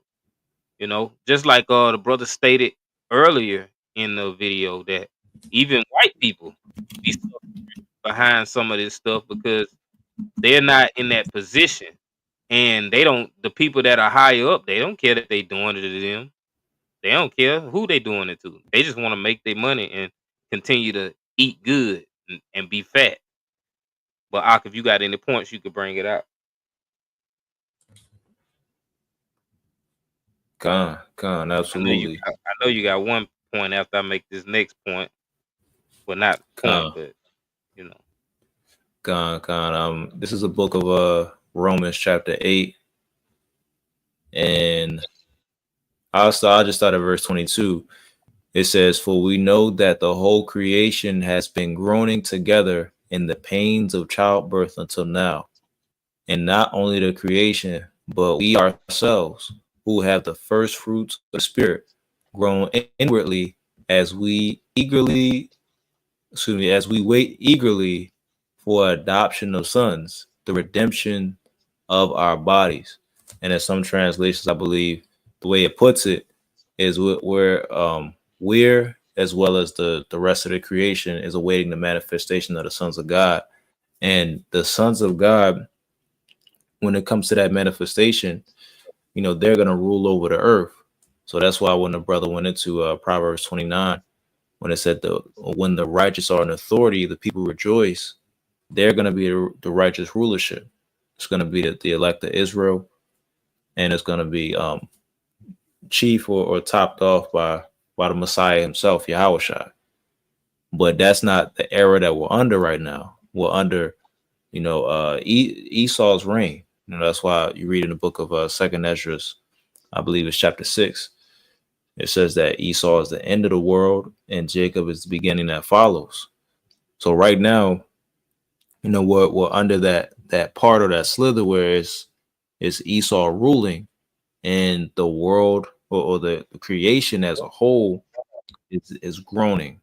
Like everybody is like most people are hurting because like I mentioned earlier, Esau has no regard for anybody. Even his own, he's even willing, you know, to sacrifice a few of his own to get what he wants, especially Esau that's in power. You know, that just shows you the type of devil that you're dealing with. But I'll pass it back to you. The water. So basically, at the end of the day, the only solution we got, the only hope we got is to get back to our culture, to get back to the ancient way that the Most High God, you know, the way He wants us to live, to protect us from these unseen things that, you know, are befalling us, these things that we can't prevent, and these things that are weaponized against us because we're in a war right now. Give me Deuteronomy 28, 1 through 14. This is going to be the last scripture I bring out. Okay.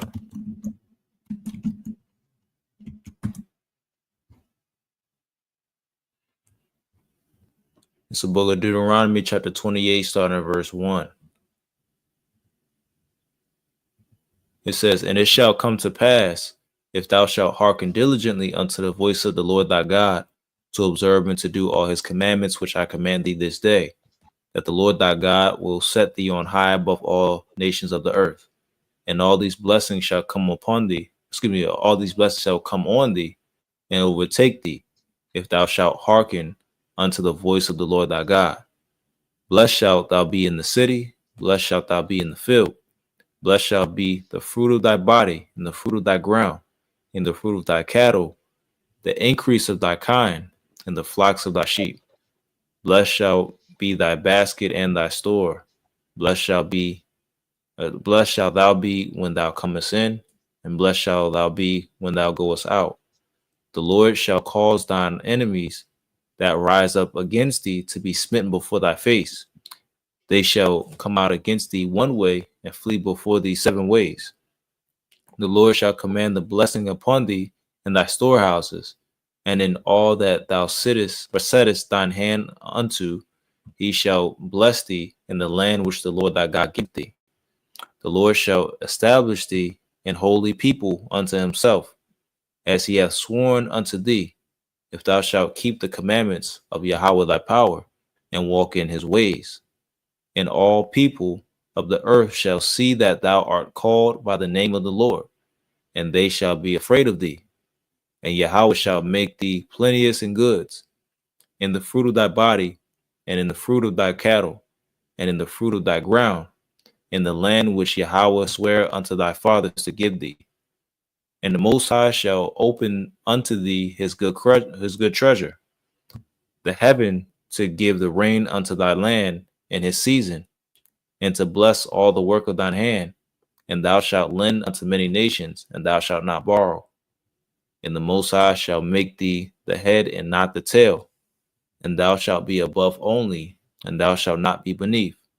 If that thou hearken unto the commandments of the Most High, which I command thee this day, to observe and to do them, and thou shalt not go aside from any of the words which I command thee this day, to the right hand or to the left, to go after other gods to serve them. The water up. And basically that's how we reverse the curses. We're gonna have, like, the way that we look in today's society, the condition we're in, those things will be flip-flopped. They will be reversed if we only just keep the commandments of the Lord. If we only just be obedient to the things he wrote, where he allowed his servant Moses to write to us that he spoke on Mount Sinai. So all praise, honor, and glory to the Most High, man. This is the first time we went this long. It's been almost 4 hours. But I know you got a point you want to make that goes with what we just got through reading and speaking about. Con. Yeah, I got you. Yeah, just to add on, just to land back, Jeremiah 6 and verse 16. Thus saith the Lord, stand ye in the ways, and see, and ask for the old paths. Where is the good way? And walk therein, and ye shall find rest for your souls. But they said, we will not walk therein. And that's been our issue. But all we have to do is literally seek the old paths and walk therein. And even Deuteronomy 30, it shows us that when it says we'll recall these blessings and curses to mind, and we'll return to the Most High. So that's what we have to do as a people.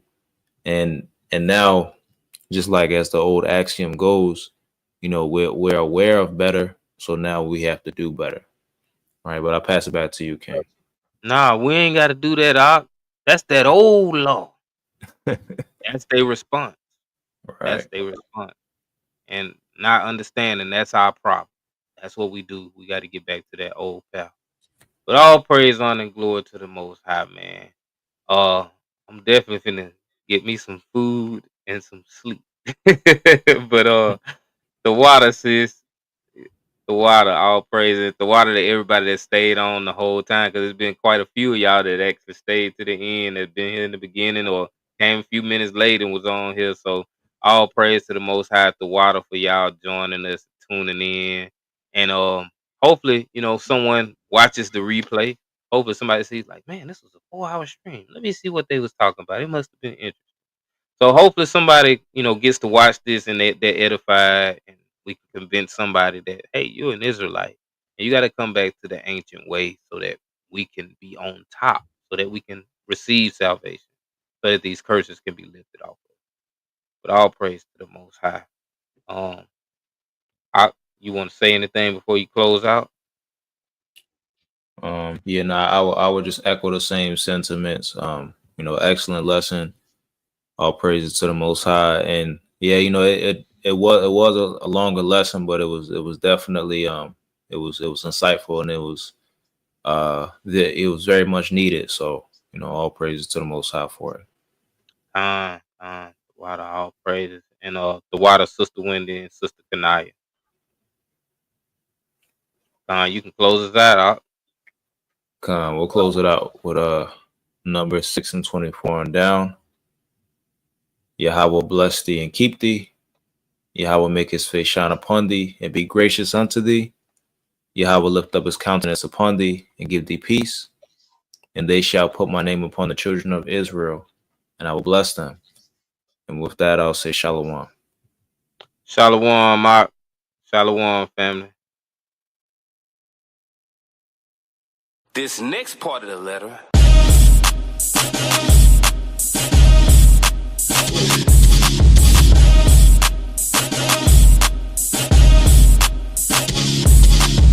It ain't for everybody.